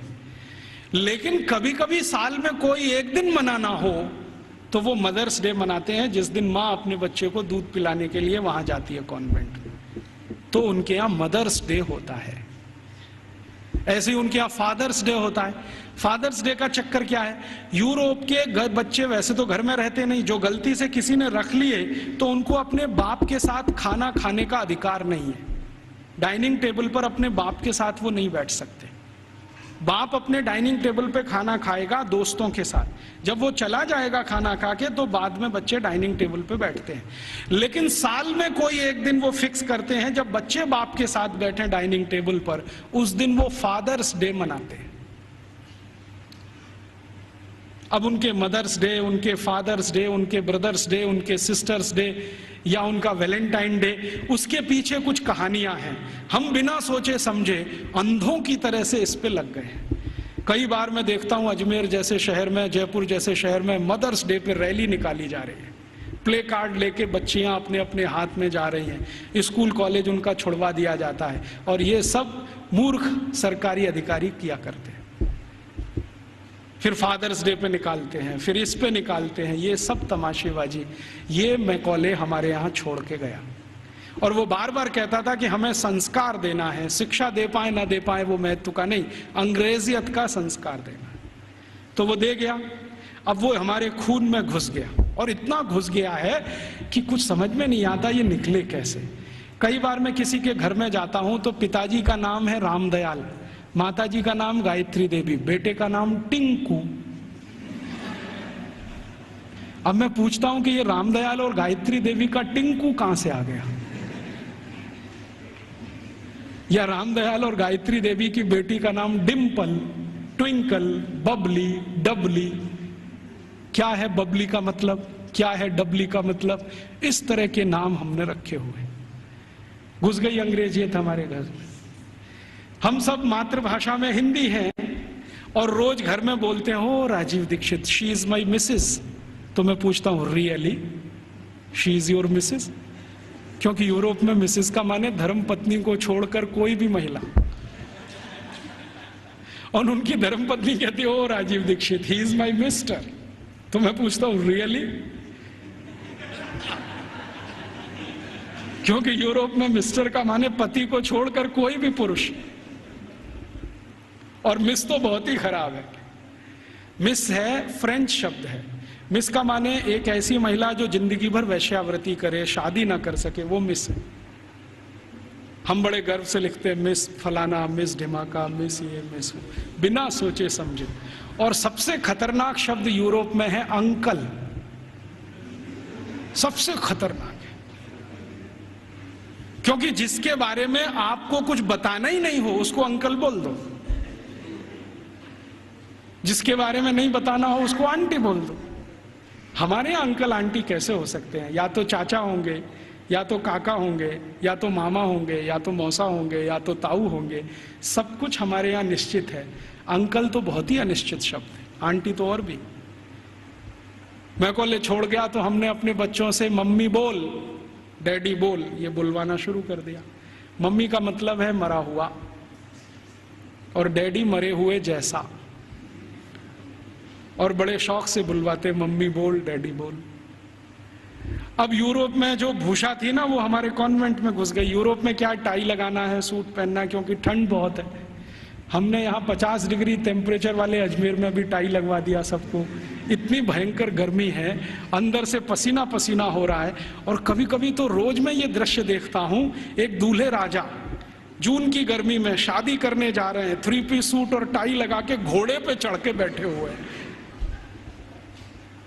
उनको पूछो भाई तुमको सुपर इडियट बनने का यही दिन मिला है? कहता है राजीव भाई एक दिन तो कर लेने दो, तो तुमको यही दिन मिला है अपनी शादी का?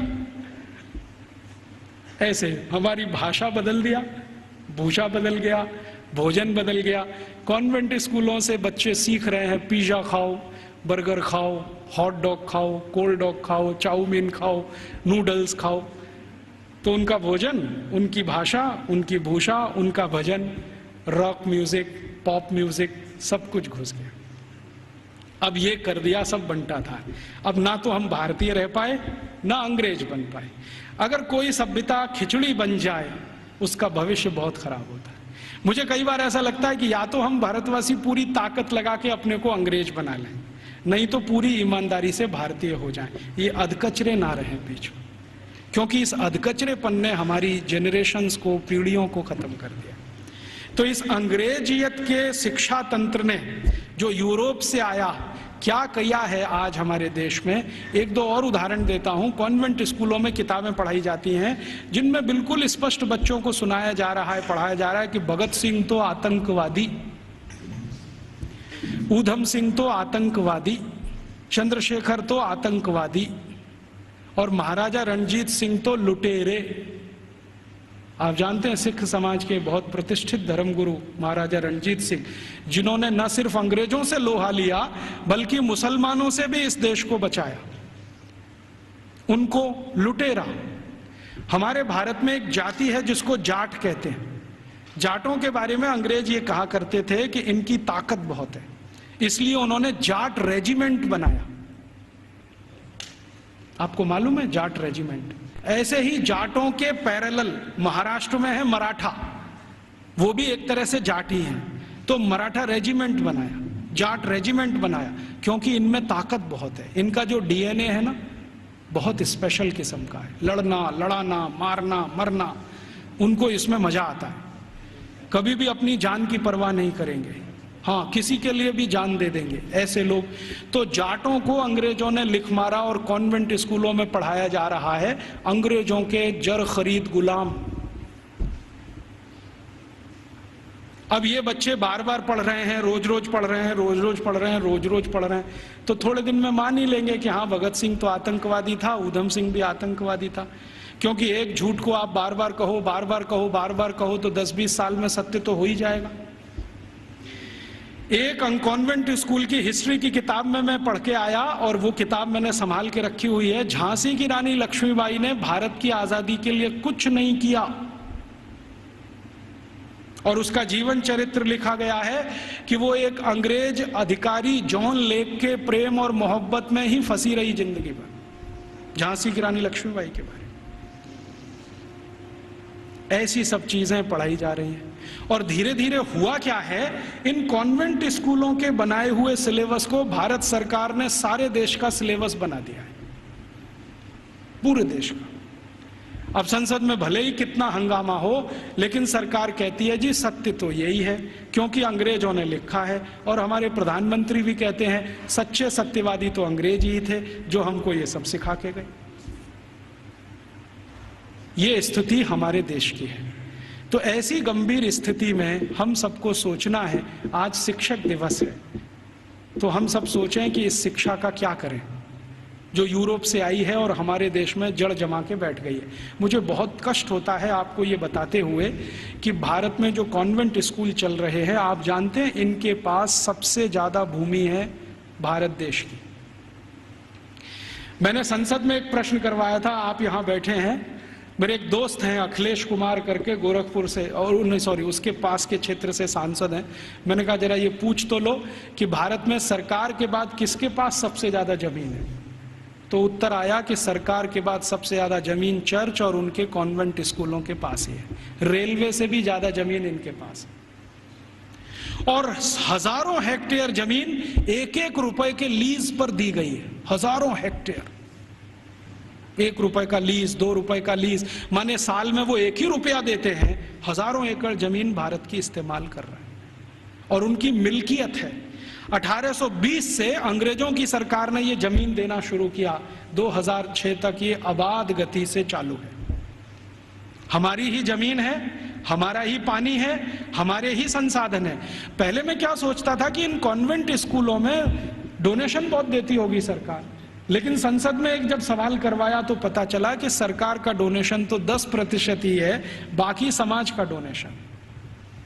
अकेले मैं मुंबई का आंकड़ा आपको दे रहा हूं। बंबई में जितने कॉन्वेंट स्कूल चलते हैं उसमें 92% हिंदू समाज के लड़के लड़कियां पढ़ते हैं, 92%। 2.5% क्रिश्चियन समाज के हैं और बकाया में मुसलमान हैं। ये है स्थिति। तो 92% विद्यार्थी हिंदू समाज के जो पढ़ते हैं बंबई में कॉन्वेंट स्कूलों में, वो सब विद्यार्थी के माँ बाप 1 साल की फीस के रूप में 18,000 करोड़ रुपए देते हैं। आप सोचते हैं ये रकम कितनी बड़ी है? राजस्थान सरकार के बजट का लगभग आधा बंबई, सिर्फ बंबई के कॉन्वेंट, फिर कलकत्ता के कॉन्वेंट, मद्रास के कॉन्वेंट, हैदराबाद के कॉन्वेंट, दिल्ली के, इन सबको मैंने जोड़ना शुरू किया। फिर B क्लास सिटीज के कॉन्वेंट, जैसे अजमेर है, जयपुर है, ऐसे शहर। फिर C क्लास। कुल कॉन्वेंट स्कूलों में साल का भारतीय समाज के द्वारा 1 लाख करोड़ रुपए से ज्यादा का डोनेशन और फीस दी जा रही है। हमसे पैसा ले रहे हैं और हमारे ही बच्चों का दिमाग घुमा रहे हैं। और ऐसे ऐसे दिमाग घुमाए जाते हैं। एक कॉन्वेंट स्कूल के खिलाफ मैंने मुकदमा दाखिल किया हुआ है गुजरात हाई कोर्ट में। मामला क्या था, छोटे छोटे बच्चे वहां पढ़ने को आते हैं, तो उन बच्चों को लेने के लिए बस जाती है, तो ड्राइवर को कहा जाता है कि जानबूझ के बस बंद कर देना। तो कभी भी वो ड्राइवर बस बंद कर देता है। फिर बच्चों को कहता देखो बस खराब हो गई, तुम्हारे भगवान का नाम लो। तो बच्चे का नाम लेते हैं, हनुमान जी का, राम का, बस चालू नहीं होती। फिर वो कहता देखो तुम्हारे भगवान तो कमजोर हैं, ये तो चालू नहीं हो रही। अब ईसा मसीह का नाम लो। जैसे ही बच्चे ईसा मसीह का नाम लेते हैं वो तुरंत स्टार्ट कर देता है। तो 3-3 साल के बच्चों के दिमाग में आ जाता अरे ईसा मसीह तो बहुत ताकतवर है। फिर वो बच्चे आके अपने घर में मम्मी पापा को बोलते हैं अरे देखो हमारी बस खराब हो गई थी, हमने ईसा मसीह का नाम लिया, वो चालू हो गई। ये मैंने एक घर में एक बच्चे के मुंह से सुना। उस दिन मेरी आत्मा हिल गई। मैंने कहा ये हो क्या रहा है। आज मैं आपके यहां आने से पहले शाहपुरा एक छोटे से नगर में था, तो वहां पर राम सनेही संप्रदाय के एक बड़े संत हैं। उन्होंने तो कहा कि इतना ही नहीं होता, कॉन्वेंट स्कूल में आगे भी होता है। बच्चे जो छोटे छोटे होते हैं ना, जिनके मन भोले भाले हैं, उनको एक खेल खिलाया जाता है कि उनके राम और कृष्ण है ना, उनकी मूर्तियां बनाई जाती हैं मेटल्स की और बच्चों को दिया जाता है। फिर वो कहते हैं कि स्विमिंग पूल में इनको तैराओ, तो बच्चे उनको डाल देते हैं, वो सब डूब जाती हैं क्योंकि मेटल्स की। तो कहते हैं देखो तुम्हारे भगवान डूब गए। फिर उन्हीं छोटे छोटे बच्चों को काष्ठ की मूर्तियां दी जाती है, लकड़ी की, ईसा मसीह की, कहते हैं तैराओ, तो वो तैरने लगती है। तो बच्चों को कहते हैं देखो ईसा मसीह इतने ताकतवर हैं कि वो तैर सकते हैं, रामकृष्ण तो डूब गए तो तुमको भी डूब। तो लोकमान्य तिलक की इस बात को फिर याद करें, दुश्मन हमसे ताकतवर है, बहिष्कार करो और असहयोग करो। बाद में गांधी जी ने उसको और तेज से कहा। हम इन कॉन्वेंट स्कूलों को और इस एजुकेशन को हटाना चाहते हैं यूरोपियन, तो इसके लिए असहयोग करो और बहिष्कार करो। मतलब मैंने आपसे कहा कि 92% विद्यार्थी हमारे हैं जो वहां पढ़ने जा रहे हैं, इनको रोको। और हम इसको अपने घर से शुरू करें कि हम हमारे घर के किसी बच्चे को कॉन्वेंट में नहीं पढ़ाएंगे, क्योंकि हम उसको बास्टर्ड नहीं बनाएंगे। वो इंजीनियर बने ना बने, डॉक्टर बने ना बने, कम से कम बास्टर्ड तो ना बने। इतना अपमान तो ना करें हम अपने पिता का। तो हम नहीं भेजेंगे हमारे बच्चों को, तो फिर कहां भेजेंगे? जो हमारे स्कूल चलते हैं उनमें भेजेंगे। फिर आप कहेंगे उनमें सुख सुविधाएं कम हैं, बढ़ जाएंगी। जब धन का प्रवाह कॉन्वेंट स्कूलों से भारतीय स्कूलों की तरफ होगा तो सुविधाएं भी बढ़ जाएंगी। आप सोचो 18,000 करोड़ रुपया बंबई के कुछ कॉन्वेंट स्कूल को हर साल मिलता है, इतना ही रुपया आर्य समाज के गुरुकुलों को मिल जाए, या सनातन समाज के लोगों को मिल जाए, या किसी और संस्थाओं को मिल जाए जो भारतीयता आधारित गुरुकुल चलाते हैं, तो वो सुख सुविधाओं वाले हो जाएंगे। वो तो धन के प्रवाह को बदलने की जरूरत है। अभी धन का प्रवाह कॉन्वेंट स्कूलों की तरफ है, तो सुख सुविधाएं वहां ज्यादा हैं। हमारे स्कूल पानी से प्यासे हैं, बैठने को जमीन पे टाट पट्टी नहीं है, स्कूल में पढ़ाने के लिए ब्लैक बोर्ड नहीं है, सामान्य जरूरतों की चीजें जैसे संडास घर होना चाहिए वो भी नहीं है। तो ये इसलिए कि धन की कमी है, धन का प्रवाह उस तरफ है, इसको मोड़ दो। तो समाज में एक बहस चले इस पर कि ये कॉन्वेंट स्कूल आए कहाँ से हैं, उनके यहाँ शिक्षा की क्या स्थिति रही है, तो शायद इसमें से एक समझ बने और ये समझ हिंदुस्तान में अगले 2-3 वर्षों में कोई अभियान का स्वरूप ले और ये अभियान हिंदुस्तान के इस विष बीज को उखाड़ कर फेंक दे, ऐसी भावना मेरे मन में है। मैंने इसके लिए एक और प्रयास शुरू किया है। बहुत लोग जब कहते हैं कि राजीव भाई विकल्प दो, तो हमने खुद अपने इस आज़ादी बचाओ आंदोलन की तरफ से 6 गुरुकुल बनाना शुरू किया और वो लगभग 1 साल में शुरू हो जाएंगे। उन सभी गुरुकुलों को वैसे ही पढ़वाना है जैसे कभी 200 साल पहले था। वही 18 विषय हमने चुने हैं जो 200 साल पहले पढ़ाए जाएंगे। और हमारे गुरुकुलों की ये मान्यता रही है कि शिक्षा और विद्या सबके लिए, किसी एक के लिए नहीं।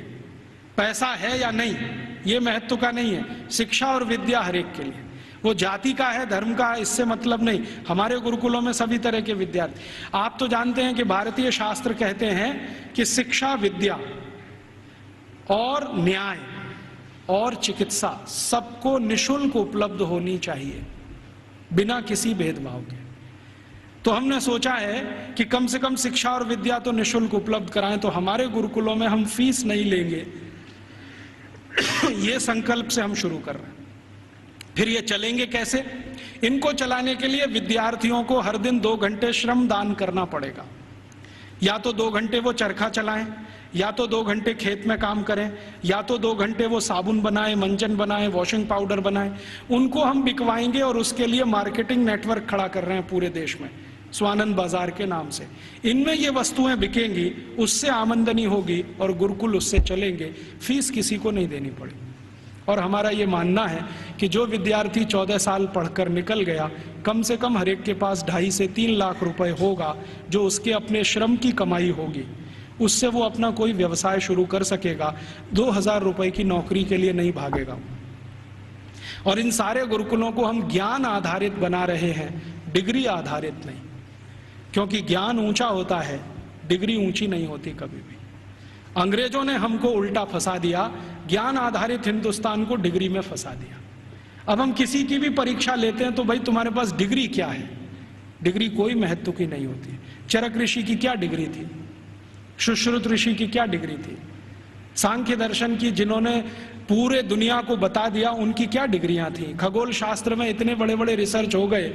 आज दुनिया कहती है कि प्लूटो ग्रह नहीं है, हिंदुस्तानियों ने तो 14वीं शताब्दी में कह दिया था कि प्लूटो ग्रह नहीं।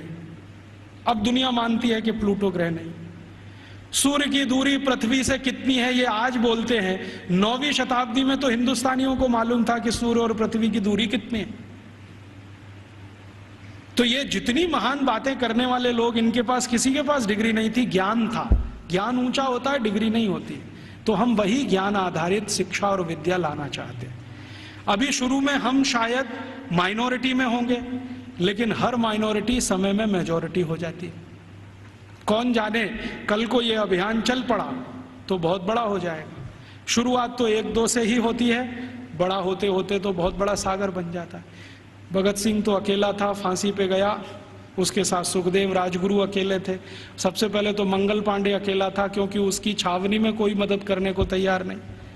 फिर देखो कि हजारों लाखों मंगल पांडे हुए। तो आज हम शुरू कर रहे हैं, हो सकता है थोड़े दिन में ये हजारों लाखों हो जाए, लेकिन इसमें आप सबका प्रयास होगा तो होगा। अकेले हम करेंगे तो नहीं होगा। तो आप भी इसमें लगें, हम भी लगे हैं। और आप में से जो आर्य समाजी हैं उनके लिए तो ये बहुत आसान है। मैंने एक पाठ्यक्रम तैयार किया है, आर्य समाज के जितने गुरुकुल भारत में चलते हैं उनको हम वो दे सकते हैं। हमारा उस पर कोई कॉपीराइट नहीं है, सबको कॉपी करने का कंप्लीट राइट है। क्योंकि हम मानते नहीं कि ज्ञान पर किसी का विशेष अधिकार है। ज्ञान तो सबके लिए। मैंने कहीं से लिया, आपको दिया, आप किसी और को दे दीजिए।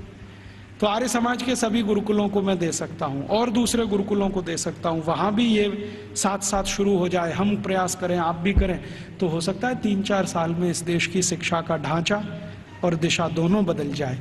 ऐसे अभीष्ट की कामना करके आपके पास आया। आपने बड़े ध्यान शांति से सुना, आपका आभारी हूँ। इन बातों को किसी और को भी सुनाएंगे तो और आभारी रहूँगा। कुछ बातें ऐसी मैंने कही हों जो आपको अच्छी न लगी हो तो उनको यहीं छोड़ कर जाइए, उसके लिए माफ़ी चाहता हूँ। धन्यवाद।